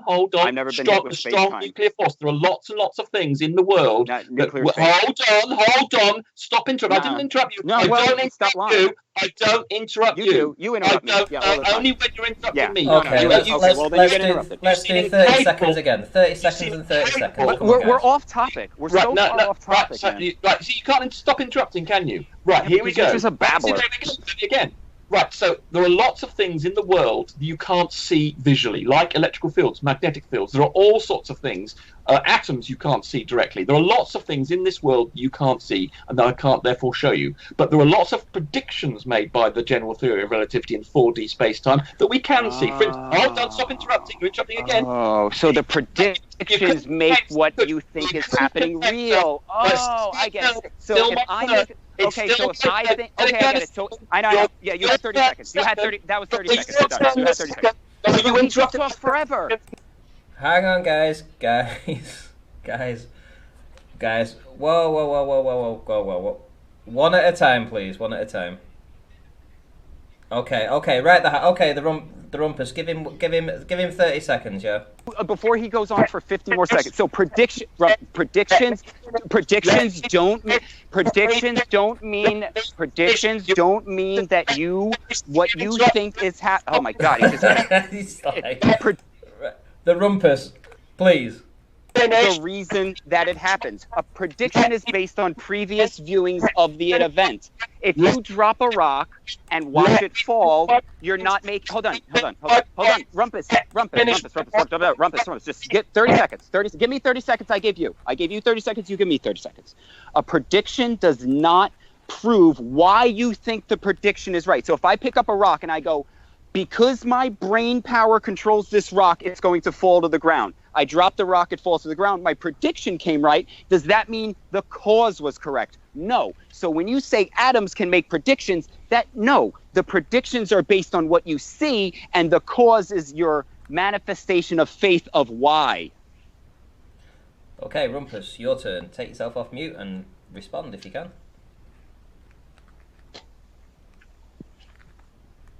Man, nobody wants to hear anything else he's got to say. Tony, are you still there? If he wants to address predictions, go. Predictions do not prove cause. You know, Sorry, Rance, if I was... Say, Tony, what? I just asked if you were still there. I mean, my ears I am have... still here. I'm listening patiently. 4D space time. The 4D space time. The 4D. Someone mute me then. He didn't even address the predictions. Have you only just Didn't noted even- you were muted? It was like a minute He ago. said, right, He did not even going to address the topic. I didn't hear anything you said. Predictions. Right. Okay. Yeah, No, because he talks it's incessantly. my turn. Stop No, interrupting you me. have to address what I just said about predictions. Stop You're not- you interrupting. can't- No, but you have to address predictions. Guys, come My on. lord, he heard what I said. He's going to throw it on the ground and just walk away and start talking about what he wants to talk about. Why is he here? This guy is ruining the fucking conversation. It's because they have no answers, man. He What just do you wants to think? talk and hear himself talk. I say, can you address predictions? And he just, this isn't it's not a conversation. Right. He's Right. just Listen, talking there's about one what he easy wants way to to talk settle about. this. Right. There's one easy way to I've settle this. settled If you don't, I've just if you settled don't it get right this now. question right, then you lose. Rumpus, is gravity a force or not? He said, yes, it is a force. By the way, I've just removed him because, as Rumpus you know, loses. we've got other people here that we can have a chat with, and we can't get a word in edgeways when the Rumpus is here. It's nothing against the Rumpus personally. It's just the fact that this conversation's going nowhere with what's It's going not on. about air. It was about we're trying to stay on to the measured air pressure. Like, we're not denying that there's air pressure. We're denying that it's 14.7, or we're questioning the whole values. And if I have a measurement of 6 and to just assert, well, it's actually 20, that's not how you do science. Yeah, because obviously what that means. When you say that, it's not gas pressure, it's water weight. Okay, What that we have means is water if in the air. Chemo's been through this with you guys. I don't know where Chemo went. David, When you David, measure, just hang on a sec. Just take a All right. breath. Just hang on a sec. If you've got a tyre valve or a tyre in a tube at 6 psi, and the atmosphere is at 14.7, the only logical argument is that the tyre pressure gauge is calibrated to 0, being gas pressure at 14.7 psi. Well, that don't make it true. We need to find that actually is true, because if that's not true, then we have an issue, don't we? yeah, And that was my point. So I understand that they're not going to have any answers for it. Okay, we've already been through this with a bunch of people, and every time I talk to one of them, it's because of gravity that we can have gas pressure without a container. See, gravity is pushing down, but at the same time, it doesn't have the ability to hold a helium balloon on the Earth. Right? David, gravity's not a force. It can't do anything. Well, I understand, but when you push them to the wall, every single one of them you talk to is going to tell you that it's gravity that's doing it. That's Yeah, where but all you've got to do is ask them, is gravity a force or not? And the minute they say, yes, it's a force, or it's an apparent force, you laugh at them, and then that's the end of the conversation. That's what Einstein I'm says so. Hey, Riley, you know that tire pressure gauge I used, right? You know the type I'm talking about? Yeah, yeah. So you know how you could pull that thing out all the way and it'll be like 45 to 50 pounds, okay? You can pull that thing out all the way. What do you mean? So like when you put the tire pressure gauge on the tire, there's the piece that comes out that designates how much tire pressure you had. Oh, yeah. The gauge, yeah. Yeah, the gauge, it goes up to like 50. So if you pull that all the way out and put that in a vacuum chamber, what should happen? It should go up to 65, right? Because the 14.7 would be taken off. Right hand. I remind myself of the magnesium strip that we burnt in the conical flask, and when we burnt the oxygen content of the air, it squashed the syringe in. It pulled the syringe in. So that tells me that there is some air density changing because we did set fire to it and we reduced the volume of the air. So there must be some pressure there somewhere. It's just a case of. I don't think it's as much as they say. I agree. I don't disagree with that. I think you might be right. It's just, why is it 14.7 and not 0 at sea level where we all are? Why is it 14.7? They can't measure gas pressure. You cannot measure helium in the atmosphere. There's no way to go outside with any kind of gauge and weigh helium in the atmosphere. There's no way to go outside and measure nitrogen in the atmosphere. The only thing you can weigh is H2O, and that's all that's in the atmosphere. And all it does is evaporate because of temperature. It goes up and turns in, and temperature hits it again, and it falls back down. As Dallas, did you see that superheated steam video?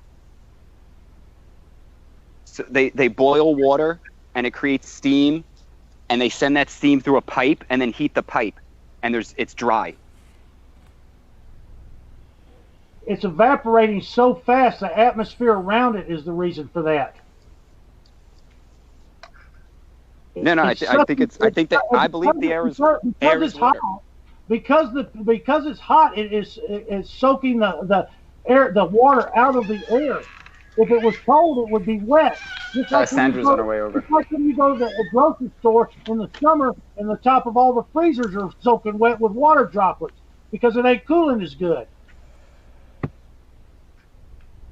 Yeah, water from the atmosphere. That's all. That's only. You got to remember, all of this is done with mercury. The way they came up with this 14.7 is they take mercury and they put it in an open container. Then that open container will either change because of height or because of the moisture of water in the air, which will change because of temperature. So it's all about how they read the story of the barometer. The barometer does not measure floating air. Okay, it's not measuring helium in the atmosphere. Yeah, shouldn't on a foggy day you have a much higher air pressure?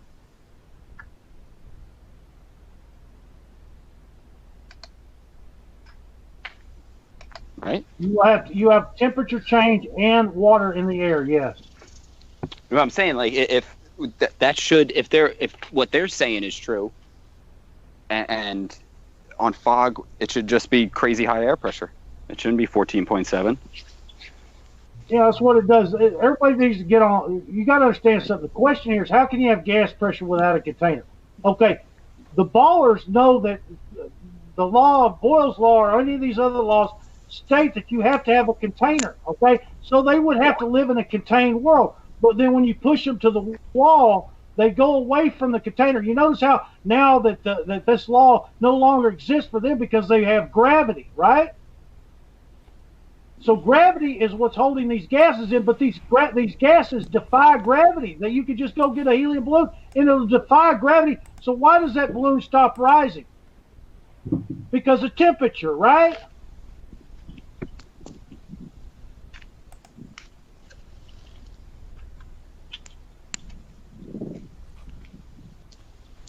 The thing about it is, people got to realize that just 20 miles above every single person's head in this world right now, it's 50 below zero and windless and weatherless. The wind doesn't blow, and it's 50 below zero.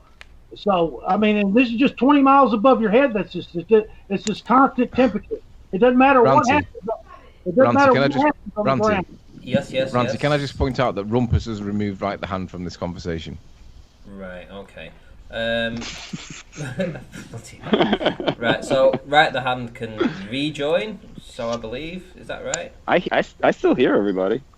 Okay. It says the Rumpus has removed Clutch from this conversation. Where's Chemo at?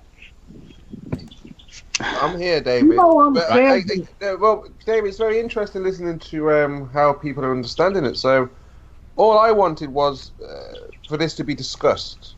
Right, and how are we proving pressure, the numbers, and try and push that into the water. You will feel that fall into the pool.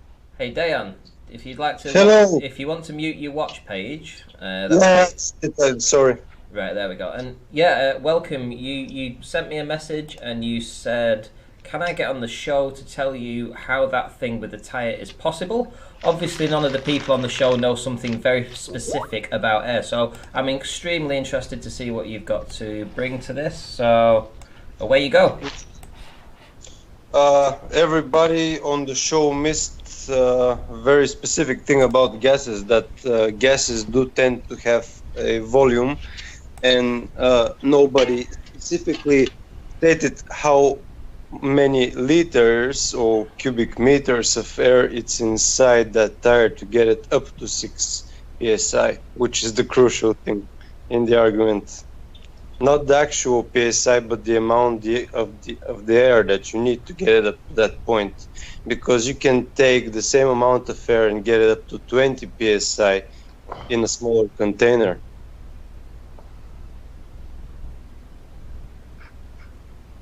You're right. Now go ahead. Yeah, that's why you have 6 psi in that tire, because you have lots of air. Yeah, the cubic meters of air being pumped into it, right.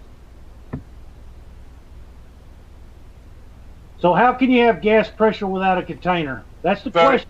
Very That's easily. The stupid question. How can you have gas pressure without a container? Gravity.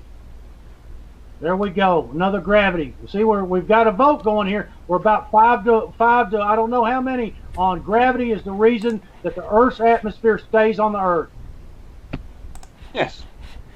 Well, Gravity, the thing you measure when you stand on some scales in your bathroom. Gravity is a force that also contains the atmosphere, which floats, and the liquid water that is on the surface. Plus, it tells you the measurement of weight of rocks, right? Doesn't tell you. It causes the weight of rocks. Oh. Gravity causes the weight of rocks. It doesn't tell you what the weight of rocks are. It doesn't cause anything. It's not a force. It is a force. In our It isn't a force. The force of gravity. Einstein says you're wrong. No, he doesn't. He absolutely does not. He agrees. Einstein says you're wrong. Rumpus. No, he doesn't say that. Give me a quote. Give me a quote. It doesn't cause anything. It does. Go and find a quote from Einstein in which he says there is no force of gravity. He doesn't say that. Yeah, Musa. Do you know what, Rumpus? I'm in email correspondence with a guy from MIT. His name's Jolien somebody or other, and even he says gravity's not a force, and he's an MIT professor. And I'll explain to you. Okay, here we go. Let's get this absolutely right. Gravity is the term for the bending of space-time. But when we talk about the force of gravity, that is the force we experience in our 3D world. It's really quite simple. There's no force, Rumpus. There is a force. Then what do you think Can't accounts cause for? anything. Hold on. What do you think accounts then for the force measurement of your scales in your bathroom? Not gravity. It's not a force. Yeah, how do you weigh a helium balloon? The scales in your bathroom are force meters. The scales in your bathroom are force meters, and they measure a force. Therefore, when you get onto them, it measures a force, and that force is what we call gravity. The force of gravity. Rumpus, gravity's not a force. And It do you is want a me to force. demonstrate how you're wrong about your scales point? You can try. You can try. No problem. Ranty, would you mind sharing my screen, please? No problem. Let me know when it's on. You're on. Is gravity a force? Question mark in Google, and then when it brings up some responses, one of them references scales specifically, and it's talking to you, Rumpus. So what it says is, let's make this a bit bigger. Anybody can check this. When you step on a scale, wait a minute. So this was January the 30th, 2014, yeah, by some guy called Brian Coberline. Yeah. Yeah, you've just seen how I've got to it. Is gravity a force? It was like the second or the third result. When we think of gravity, we typically think of it as a force between masses. When you step on a scale, for example, the number on the scale represents the pull of Earth's gravity on your mass, giving you your weight. That's your position, right, Rumpus? Yeah.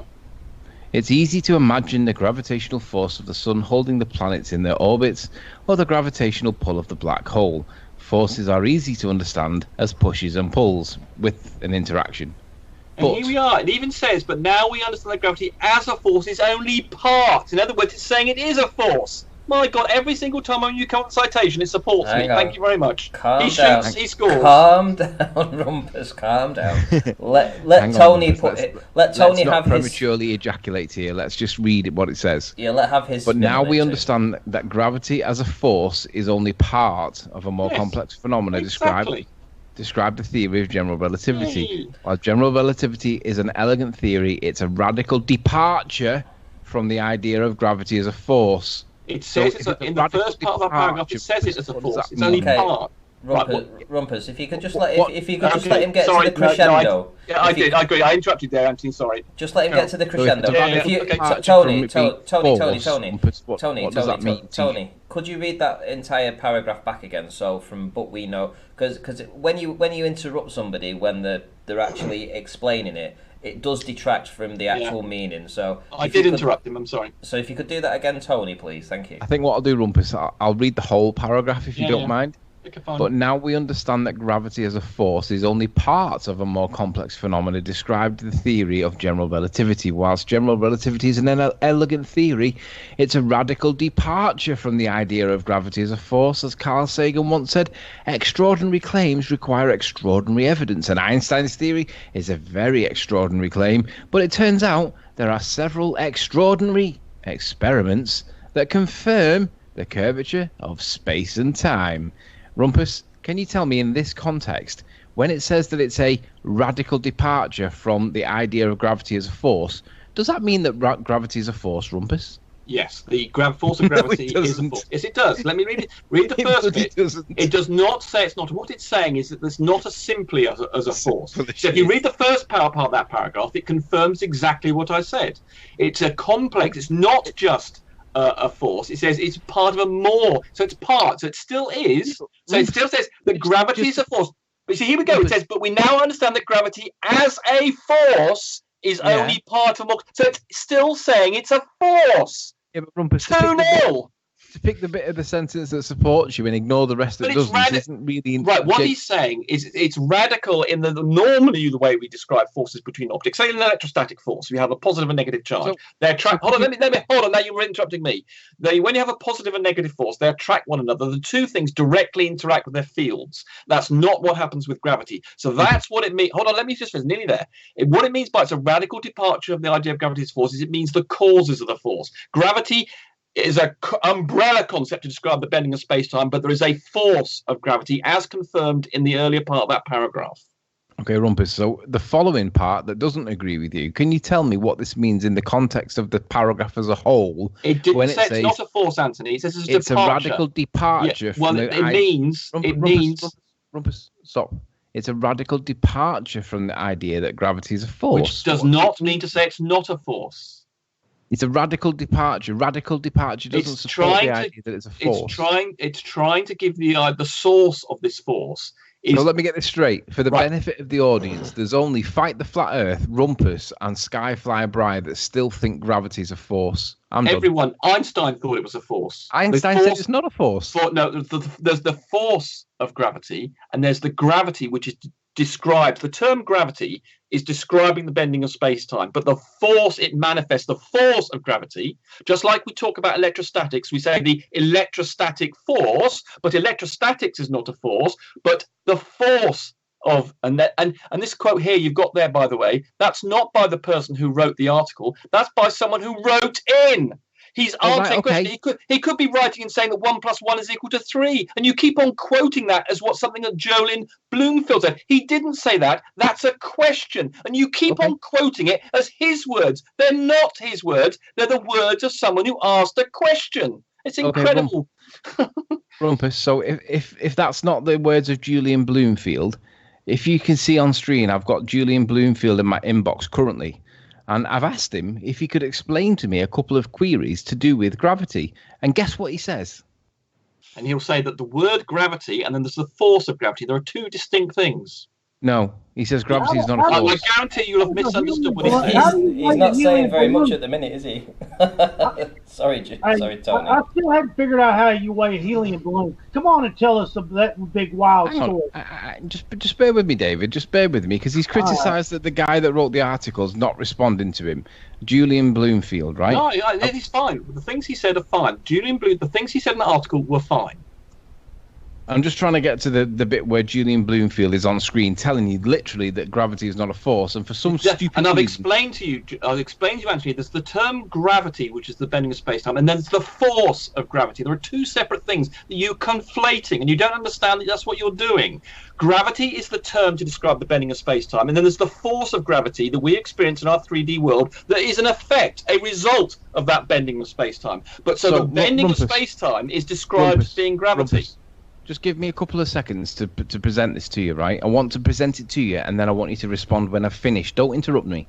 Okay. Would you agree that Julian Bloomfield is currently on screen at MIT.edu? Would you accept that is the same bloke? I got one question. I'm prepared to accept that, yes. Just one little small question, I'll shut up. So you believe in a fourth dimension, but you don't believe in God.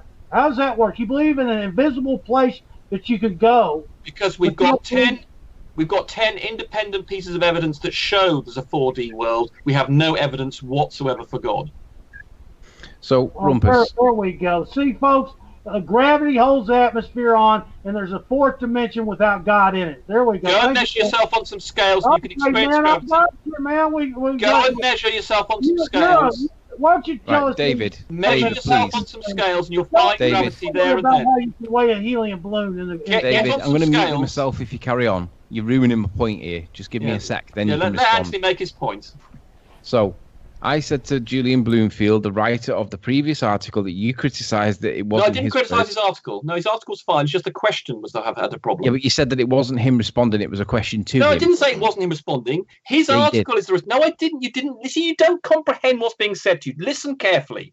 He wrote the response. This is his web page, but the question at the top is not him. That's someone writing in a question, and the rest of the web page is his answer. Yes. What don't you understand about that? I mean, But you then said that he wouldn't have said that gravity's. Yeah, well, here we go. He So doesn't. Anthony, find in that bit where his text where he says gravity isn't a force. I'm about to present it, so take a breath and let me respond. But you just claimed in that website he says that, and he doesn't. It's only the guy who asked the question at the top. He didn't say that, and now I'm going to show you that he does. Anyway, so bear with me, take a breath. But you're wrong about the website, aren't you? About the web page, aren't you? No. You're wrong about the web page. So I said to him, I recently found out that it was actually the effect of the curvature of space-time. As per Albert Einstein, that was what gravity is now best explained by. Guess what he says to me? In his response to me, this is from him to me at MIT. Yeah, I'm prepared to accept this is honest, Anthony. I'm not trying to question. He says, I get these types of questions a lot. In Newtonian gravity, gravity acts as a force between objects and all is well as good. The relativistic position or version leads to the same phenomenon in our daily lives, but it is not a force. Right. Rather, it is the bending of space-time. In the 4D world, hang on, like to the rumpus, please. Could you just let him, please, just finish his his email, okay. I thought he'd finished. So. Go ahead, Tony. What were you saying? No, I was just asking the rumpus. Just let you finish your email. So someone was at the door. It's okay. So basically, rumpus. Julian Bloomfield from MIT says it's not a force. So are you going to argue against this Julian guy from MIT that actually is a force? Right. Can I respond now? Yeah, go on. Yeah. Right. Yes, he had finished ranting. I thought he had. Right. When he says, as I said to you just now, think of it in terms of electrostatics. When we talk about electrostatics, we say that electrostatics, the theory of it, is not a force. You're interrupting me now, Anthony. You're interrupting me. Just address this. Hold on, I'm going to get to that point. Please let me finish. So we talk about an electrostatic force, but we don't talk about electrostatics being a force. We talk about an electrostatic force. So we can have the term gravity, which is the bending of space-time, but the force of gravity in our 3D world is indeed a force. He's talking about what's happening in the 4D space-time world. That has got the term gravity. It's the umbrella term to describe the bending of space-time. But the force of gravity in our 3D world is a real thing that you can measure on your scales. Literally says in black and white, it's not a force. Yeah, it's the term gravity. Yes, the umbrella term is referring to bending of space-time. But if you were to ask him, you should ask him, does it manifest itself as a force in our 3D world? He will say yes! No, but if it's not a force, rumpus, it doesn't matter how it manifests itself. It can manifest itself as a unicorn. Don't make it a unicorn. It is, in our 3D world, it manifests itself as a force. It's not a force, though, is it? It is a force in our 3D world. It's not a force in... There's no interaction.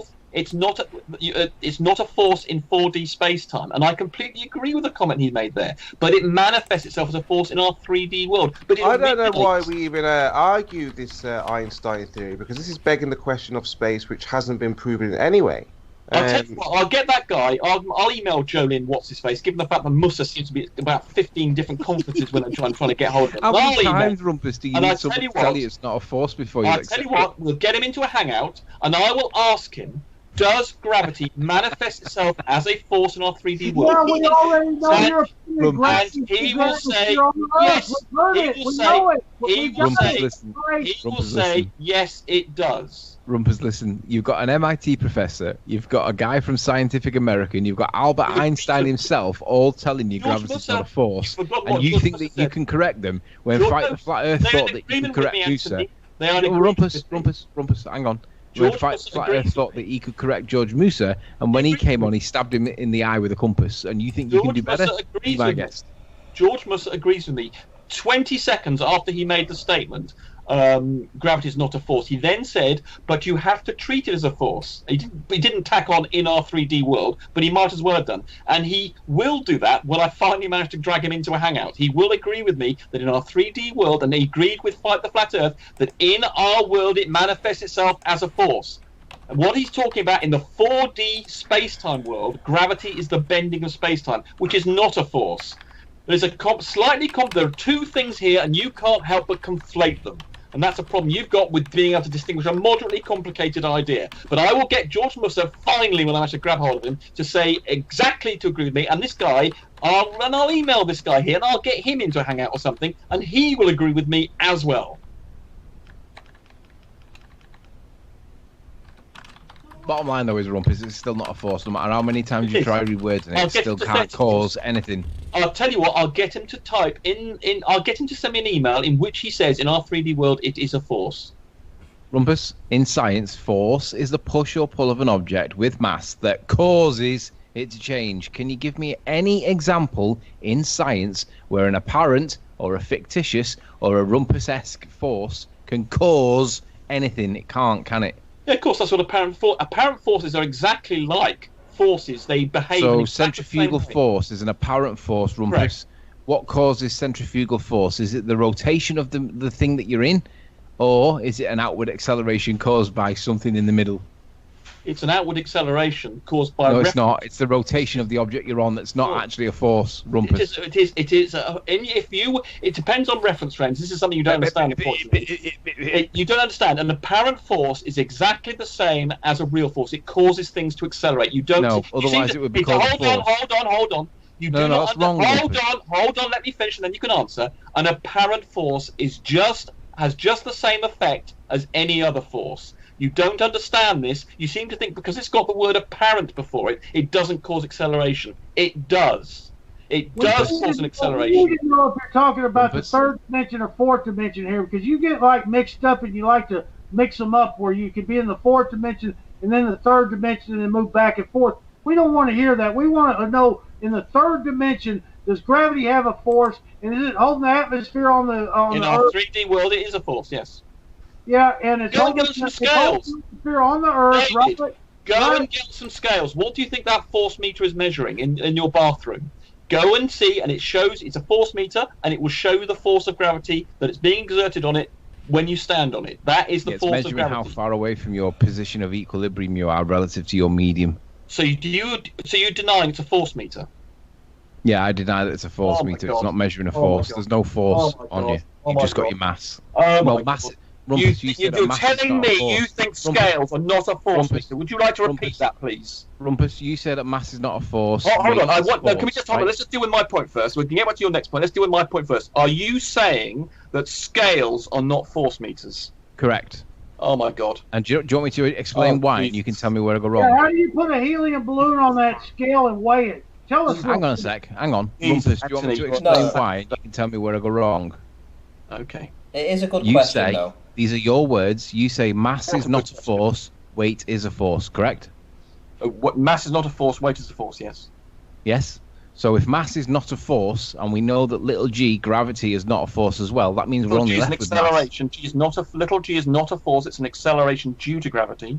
Yeah, but we know that weight is mass times g, and if g is not a force, we're only left with mass. G is an acceleration. You get force from mass times acceleration. Little g is acceleration. You multiply that by mass, you end up with a force. Yeah, but Rumpus, if g is an acceleration, F equals ma. So if you've got an acceleration of a mass, you must have a force, correct?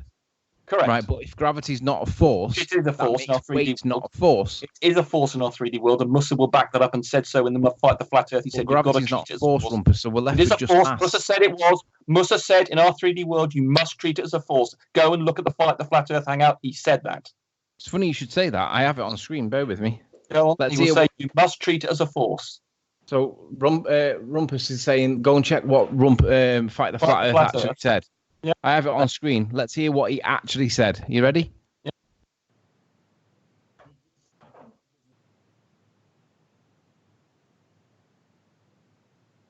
No sound.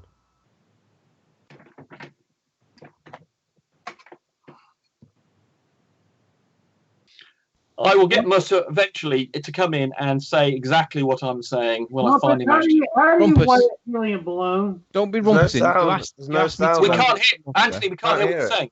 We can't hear what you're doing. We can't hear Oh, anything. right. Oh, it's because I've not screen shared with sound. Bear with me. Bear with me. Yeah, I wasn't interrupting the thing just yes. We couldn't hear anything. I assumed you. That's okay. Bear with me. I'll screen share with sound.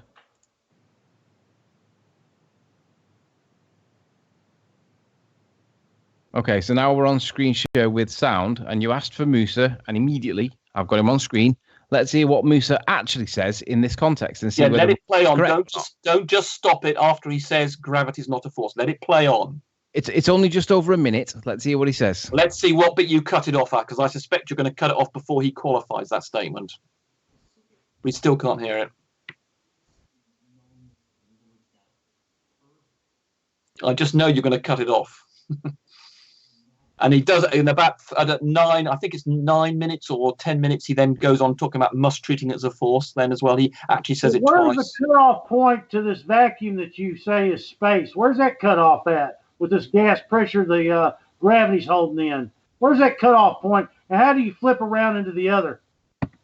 That was just gibberish. If you ask me where the vacuum space starts, well, you can argue it's about 62 miles up is when You got to think about gravity, though. It's holding all these gas pressures in. Yeah, that's what it does, yes. Yeah, so how do you go from positive gravity to negative gravity? There's no negative gravity. Where do you get that idea from? He then goes on. Well, you got a positive pressure, right? Pressure is a positive, correct? Yes, correct, yes. Okay, so to have no pressure, you'd have to have a helium balloon's a negative pressure. No, it's right? not. No, it's not. No, it's not. It doesn't. No, I've explained to you. I've explained to you about 4 times. Gravity, right? Here we go. I'll explain it to you. I'll explain it to you if you let me. I'll explain it to you if you let me. I'll explain it to you if you let me. I'll explain it to you if you let me. Jesus Christ. Right. Just as I explained, if you try and force a ball into some water, you get a buoyancy effect that pushes the ball up against the force of gravity. But there's a buoyancy force. Similarly, in the air has a density. It's a lot less than water, but it still provides a buoyancy force. It's pushing things up that are less dense than air. Helium is less dense than air, therefore the buoyancy force of the air pushes it up. It's not anti-gravity, it's not negative gravity, it's simple buoyancy, just as a boat experiences. Okay, so how do you weigh that? I told you, you weigh it by going to a vacuum chamber. This is what institutions do to weigh things. You said that it's all going up, it's going up, it's going up. So What's how going? do you weigh something that's going up and going up and going up? Helium doesn't, though. If you put a helium balloon in a vacuum chamber, it goes to the floor. You said everything's going up, it's going up, going up. I don't understand what you're talking about. If you want to measure a helium balloon... You're talking circles over here. Get to the point, man. I was getting to the point. You asked how you measure a helium balloon, and a helium balloon will go down inside a vacuum chamber. No, I said, how do you weigh a helium balloon? You put it inside a vacuum chamber, and it will have a weight. That's a lie. No, it's not a lie. A helium balloon in a vacuum chamber. How do you do what, sorry? Can I answer the question about how do you weigh a helium balloon? Yeah, so put it in a vacuum chamber, and you can weigh it. It's very simple. No. It's almost the correct way. You first fill a vacuum on the chamber, and then you put the chamber on the scales. You reset the scales, and then you pump the helium from the balloon inside the chamber. So the chamber will draw all the helium in, and you'll see the positive change in the scales, and that's why you know how much helium you have in the balloon. Well, you can do it by a subtraction mechanism. That's not the point. You can. There are various ways.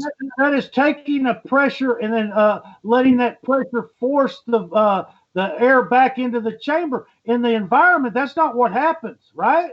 What's not what happens? What are you talking about? That will be measuring the helium. That's not what happens. What's what not? In a vacuum chamber, a helium balloon falls to the floor. What's the problem?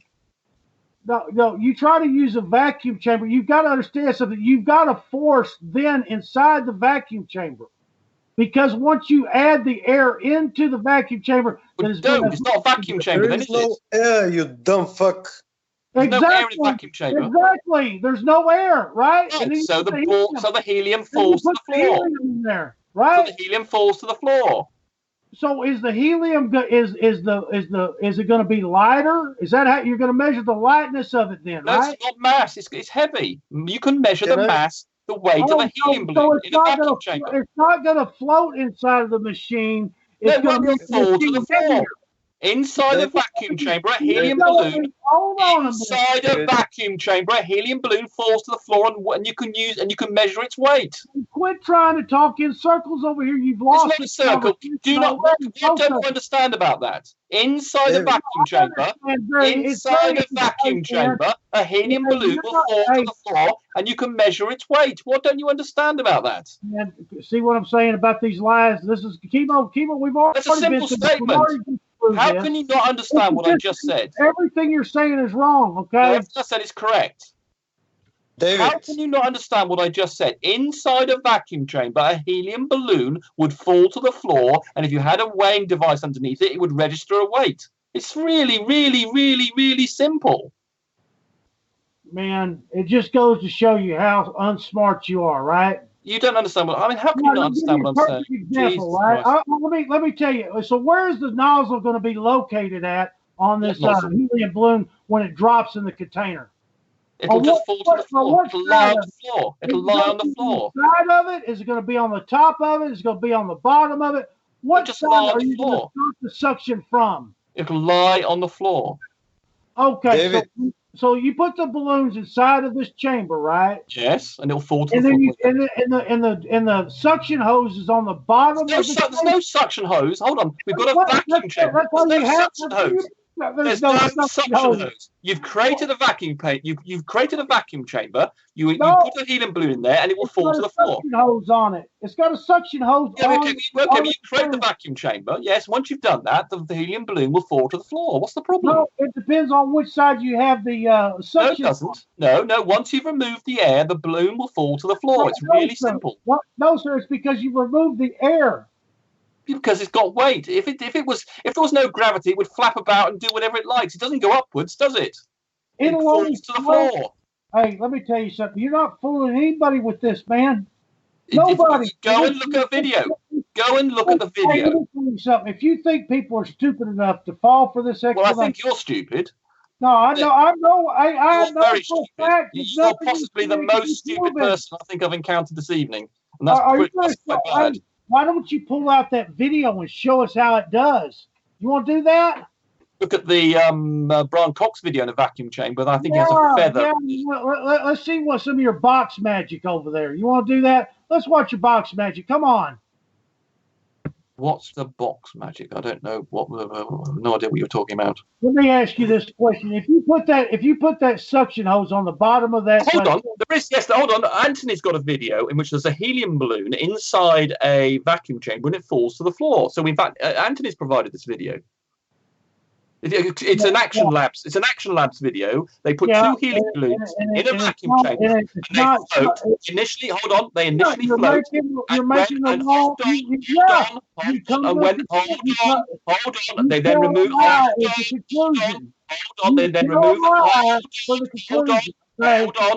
on. When they remove the air, the balloons then fall to the floor.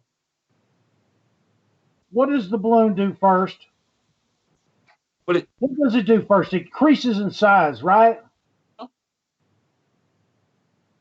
Slightly. Yeah, more than slightly. Would you say? No, I think in the video that thing had increased very only.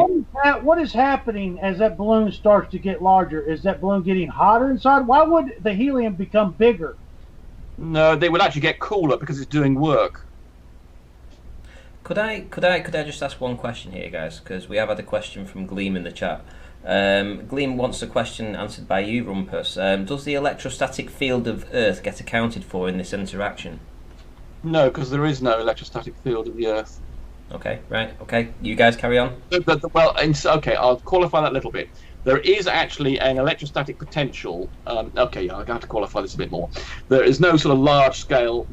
There is as you go up the in altitude, there is actually a voltage, electrostatic voltage that does go. So I'll qualify that a little bit more carefully, which you can see if you go. Feynman has a good diagram of this inside one of his lectures. Right, but we stay on subject here, okay? We're going to stay on subject. So if you put that suction tube on the bottom of that vacuum chamber, right? You put it on the bottom, and then you let those balloons float inside of it, right? When you turn that vacuum chamber on, it's going to pull those balloons right down to where you're sucking the air out of, right? But when you switch the yes pump or no? off, Just answer the question, yes or no. No, because you're wrong. Because they switch the pump off and it's still. It's not going to suck the balloons down to the hole, right? No, when they switch the pump. They switch the pump off. If you put it on the bottom, they switch the pump off. If they do the helium balloon, they switch the pump off, and the helium balloon no longer, and the helium balloon.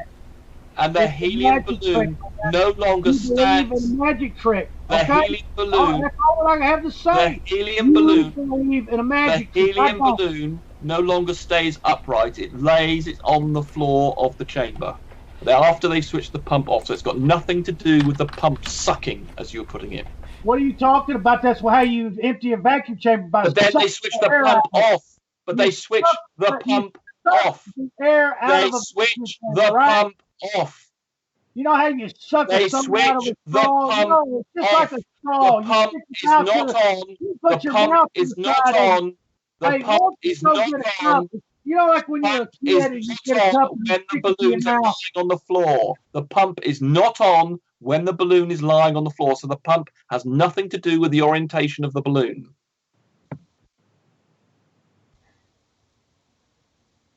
Sir, if you believe this stuff, you are naive. There are videos about this. Go and look at the videos that Anthony Riley references, which shows exactly this. Told you, man. All he does is pull enough air out of there that the balloon size versus the volume of air inside outweighs the air inside the tank. So what? If you put the vacuum hose on the other side and just suck the balloons down until you got them big again, until they popped. So what? What's your point? If the pumps were causing it, then when you turn the pump off, you would expect. How the hell are you measuring helium in there? How are you weighing it? Your claim is you just stick a balloon in a vacuum chamber and it'll weigh helium. You're full of crap. That's a fact. You can see that in the video that Anthony Riley has referenced. Don't lie to people, man. It's going to be a video.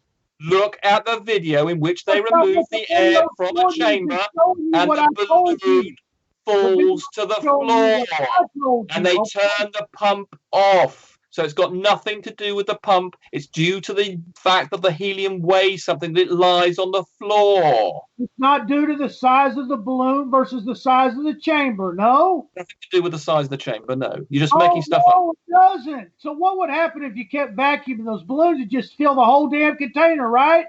Did what, sorry? I said if you kept letting it run and those balloons would just fill the whole chamber and pop, right? No, the ones. You're full of crap. The ones in the video. The ones in the video. The ones in the video.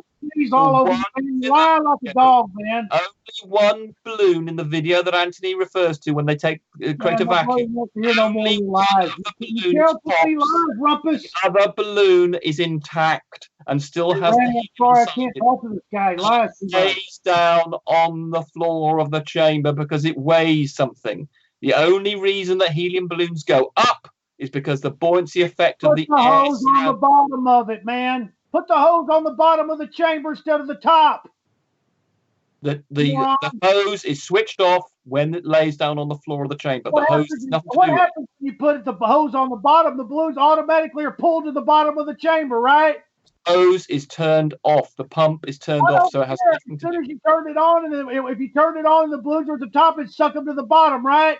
If you turn the pump off, what the pump is doing doesn't make any difference. No. Then you can have a conversation, but you're a liar. Yes or no? That's what would happen. The pump is turned off, therefore it doesn't have any effect. Is anybody going to butt in here? The pump is turned off, so how can it have an effect? Well, we got you now, man. If the pump is turned off, how can it be having an effect? A person in a mental ward. I can't help you. If the pump is turned off, how can it be having an effect? If the pump is turned off, how can it be doing anything? Put the hose on the bottom of the damn thing. If the pump is turned off, how can it be doing anything? On the bottom and turn it on and watch it suck the balloons into the damn hole, man. If the pump is turned off, it's not sucking at all. It's not doing anything. Yeah, it kept sucking it up, and then the pump is turned off. The pump is turned off. It's not sucking. It's not doing anything. It's turned off. It's really simple. Yeah, so what? The pump is turned off, therefore it's not doing anything. Therefore, it does not having any effect on the orientation or the position of the balloon. And the balloon lies down on the floor of the chamber because it's got mass and therefore weight. Right there in the video says I better shut it off or they're going to pop. You didn't hear that in there? I better shut it off or they're going to pop. Can't get to a perfect value, so he shuts it off. So there you go. You've just admitted that he turns it off, in which case it can't be doing anything. What happens? The balloons get bigger, right? But they still. So what? The thing that makes a helium balloon float They is lay down on the floor of the chamber. What makes a helium balloon float is the surface area of the helium versus the weight of the container that it's in, right? Oh my God! So you think if you have a heavier container that it's in, it'll behave differently, do you? Yeah, it's not going to float, right? Exactly, just like he said. Hold on, let me get this right. You think a helium balloon will behave differently in a big vacuum chamber than it will in a small vacuum chamber? Is that what you're saying?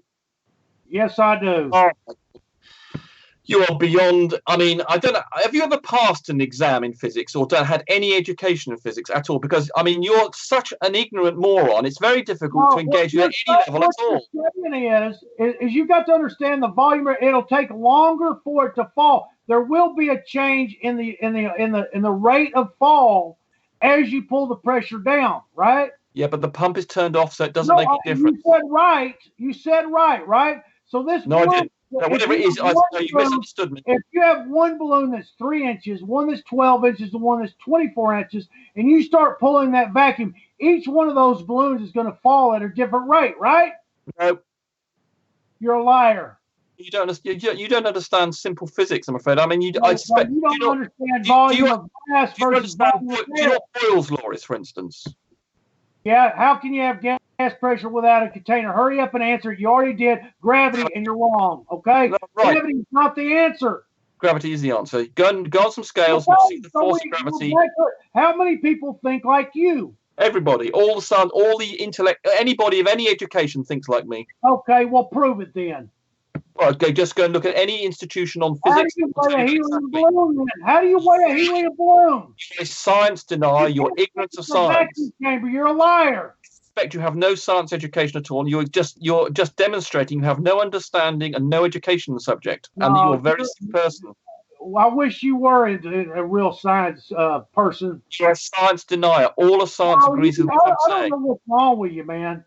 You ain't got no common sense. You're a science denier. You don't understand science. You clearly haven't been educated. I'm telling you the facts of how shit'll work. You don't know what you're talking about. You don't know anything. Okay, tell me something you know about physics.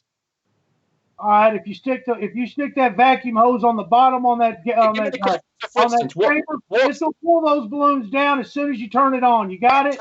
Tell me what the Newton's second law of motion is, for instance. Something as simple as that. I gotta go. You've got to go. Okay.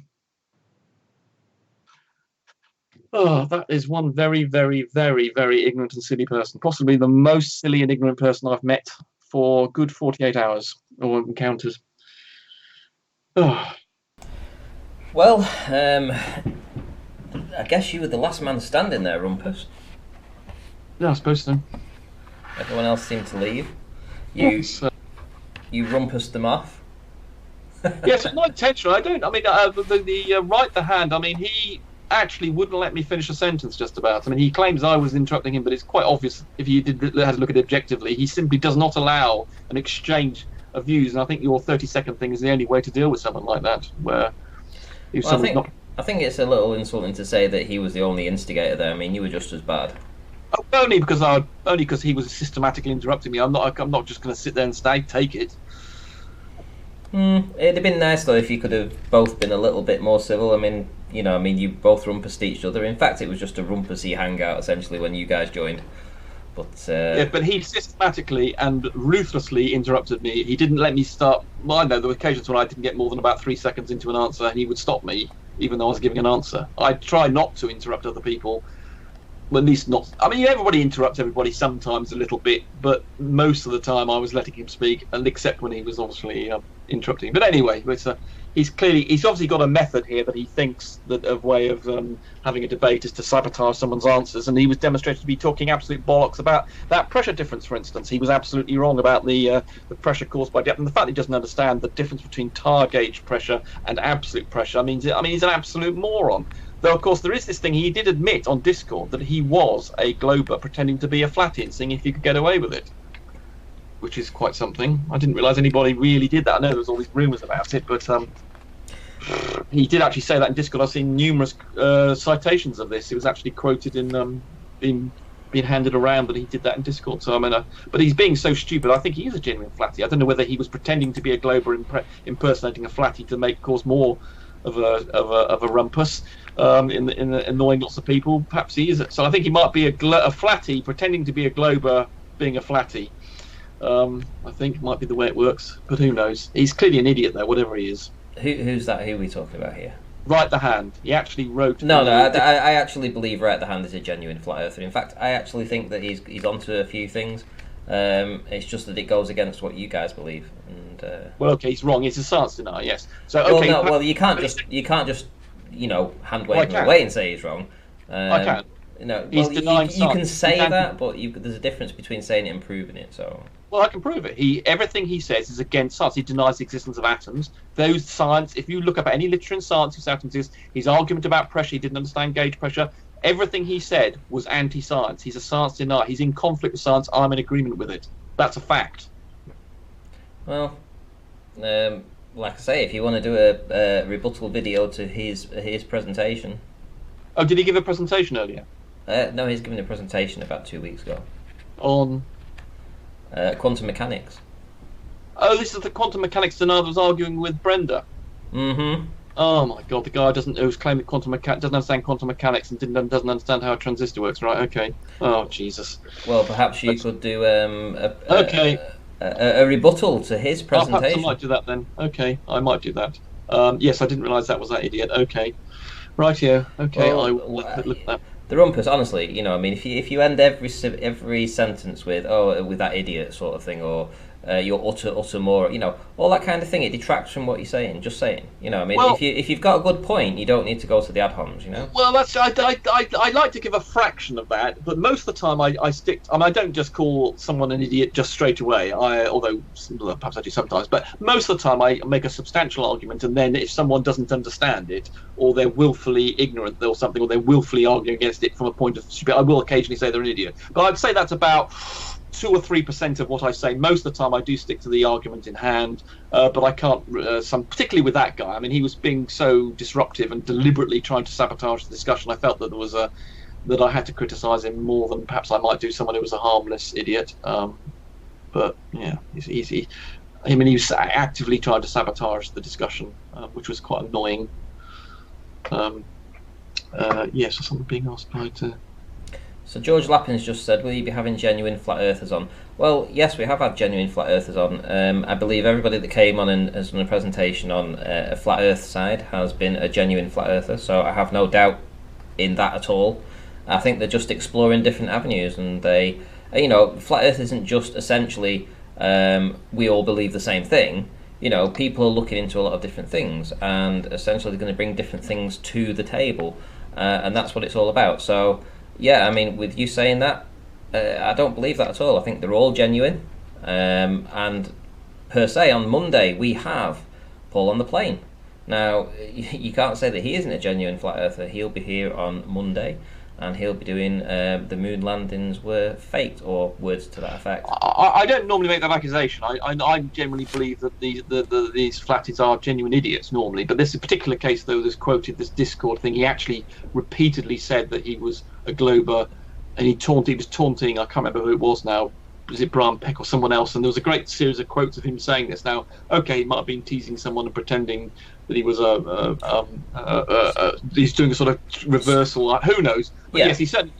So the thing is, and this is what happens quite a lot. I've suffered it myself with people taking things out of context. And what they'll say is, right, okay, so imagine you're having a dream, a vivid dream, right, and you're recounting this dream to somebody, right? So you're telling them about this dream that you had, and then you say, in this dream, let's just pick something horrid out, right? Okay, so in this dream, so I'm going to tell you this, right? So, so I was having this dream, and I was having this fight with this guy, and then I was stomping on his head, and I was beating his brains in, and I ended up killing him, right? So that's what I say, because I'm telling you about my dream, right?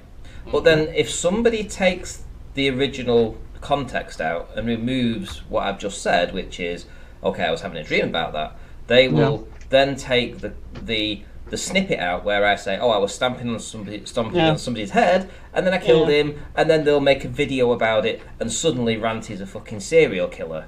Do you know what I mean? I completely agree with you. If you take things out of context, then or you can make some. I mean, for instance, you could get to the point of view of taking just single words out, and then you could compose a completely invalid sentence. So that's the sort of context. If you take it down to that level, you can do anything. And indeed, as you say, just the example you're giving there, you can always take someone's words out of context and can invert their meaning. I completely agree with you. Yeah, and as I say, I mean, it's quite possible that he was trolling for a time. When I first started on Flat Earth... Possibly. You might be right. You might be right. When I first started on Flat Earth and I first joined Nathan Oakley's debates, I think it was like debate number 60 or something that came on. And back then, I'd never even experienced a live show. I'd never come across Hangouts, nothing like that. I used to just watch videos. And to be fair, I wasn't even really looking too much into anything conspiratorial as such. I did do my research on stuff, but half of the videos I watched was just like football or something like that. It wasn't like it was full on stuff. I didn't know they did live streams. So when I was asked to join Nathan's show and do that first show, it was kind of novel, but I didn't expect there to be chat. I didn't even know there was chats there. There was chats, there was people arguing, there was people fighting. In fact, it might have been before then, actually. It might have been not Nathan's show, it might have been, who's that other guy? The one that does the flames. Flat Earther. Isa Mahalski. Right, so before I joined Nathan's, I'd been a few times on Isa Mahalski's, but that was really a very low key kind of chat sort of thing, so it wasn't as intense as this. So you don't get to see how people react and how you're attacked. And it's like you'll be speaking to somebody and then you'll see somebody in the chat say, who's this moron talking? And you feel offended because, it's the first time you've ever been called a moron online, live to your face. And you're like, unless you've got a thick skin, you can't just brush it off, So you have to imagine the first time somebody said to you, you're a moron or something like this, it's got to have offended you. But now, I guess it's just water off a duck's back. It's just like another day, Another day, another insult. One of these. Yes, as I said, I try to avoid the personal attacks, but I do. Obviously, people call people idiots when I think, particularly people who are aggressive and willfully idiotic. Those are the. But if someone's just an idiot in themselves, now I don't refer to people as idiots if they're just someone who's not very terribly bright, who's trying to find things out, and they say something silly. I do not start off with calling them an idiot. But if someone's willfully aggressive and willfully ignorant, then yes, obviously I will say that periodically, as has been demonstrated by my interactions. But isn't there a better way? Well, I think sometimes you've got to tackle there's an attitude problem. Something like right the hand, for instance. There, he was systematically and methodically trying to interrupt and disrupt the debate. So I could also say that you have been known more than once to employ the same behaviour. No, I've never done it unprovoked. So, for instance, when Nathan's done it on me, he's muted me or something, and he does that repeatedly and systematically, and I can't just accept that. And I don't quite understand why you've not been objective about this and said that when someone's systematically muting someone else and disrupting how they're answering, then obviously I'm going to be disrupting in response. I do not, as a matter of principle, start off by trying to disrupt someone's answers. Occasionally, if I've got my temperature up, I might sort of get a little bit interrupty, but only I think I can claim that 95-96% of the time I'll behave a little bit, but only behave like that when I've been seriously provoked. And obviously, once it's provoked, and I then do respond in kind.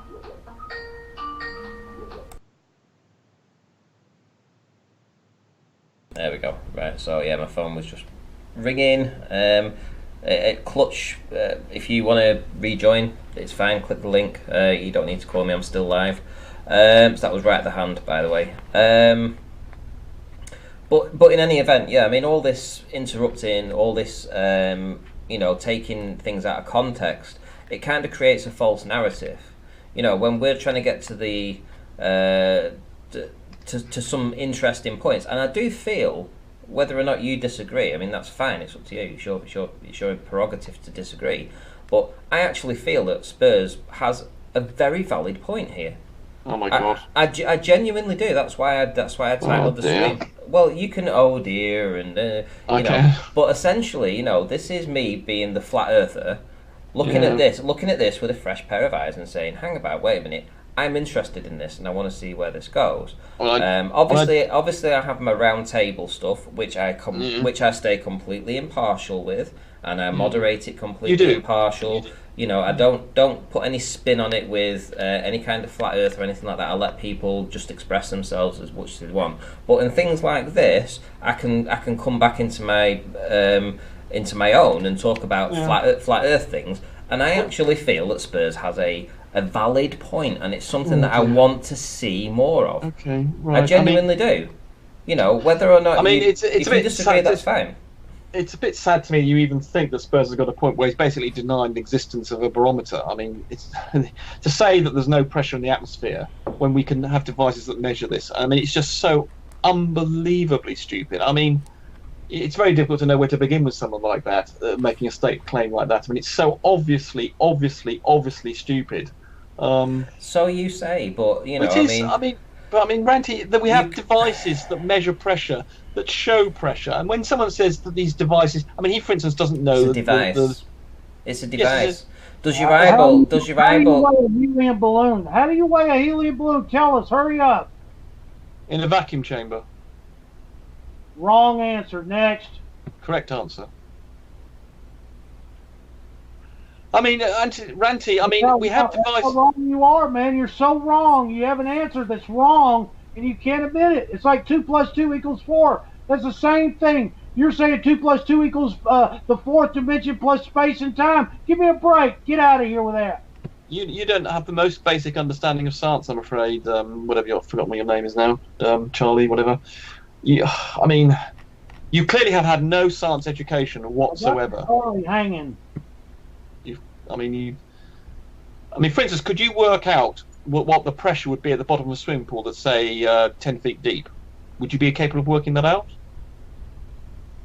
Yeah, how many gallons of water's in there? See, there you are. You don't understand. Immediately, you've demonstrated you don't understand how to work out what the pressure is. Well, it's got nothing to do with the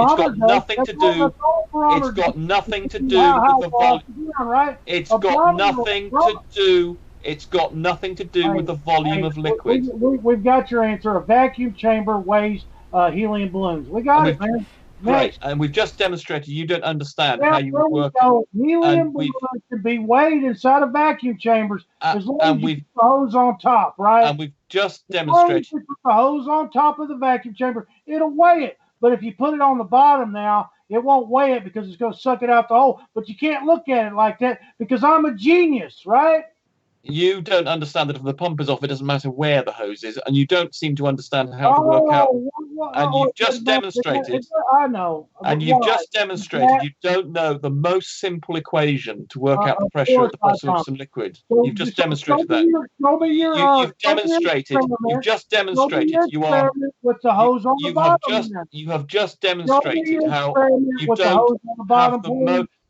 Children of about 12 could have answered that question I put to you just now. 12. You do not have the science education of a 12-year-old. Does that not worry you?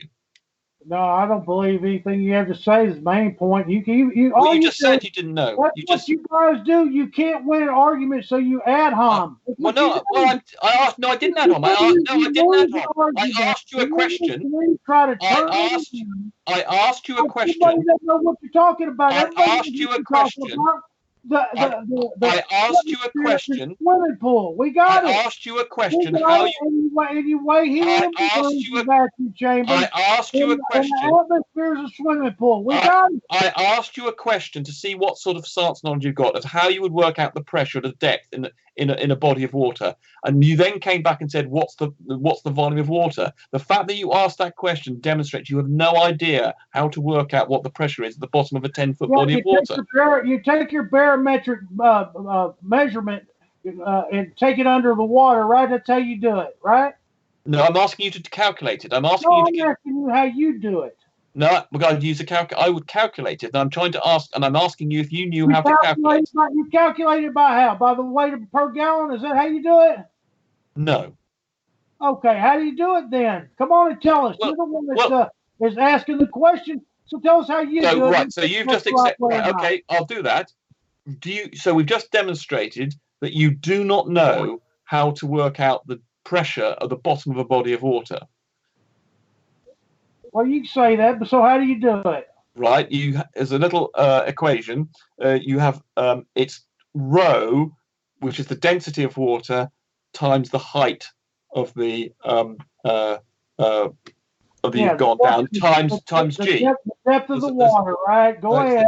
So it's the depth of the water, the density of the water, and the acceleration due to gravity gives you the force per unit area, the pressure at a certain depth. That little equation that requires three little components is something which is something a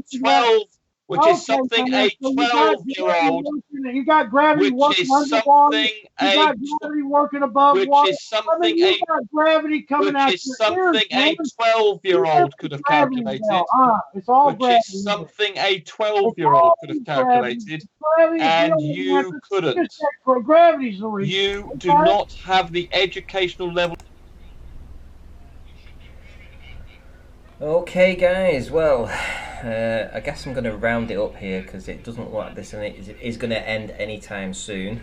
It's 10 to midnight.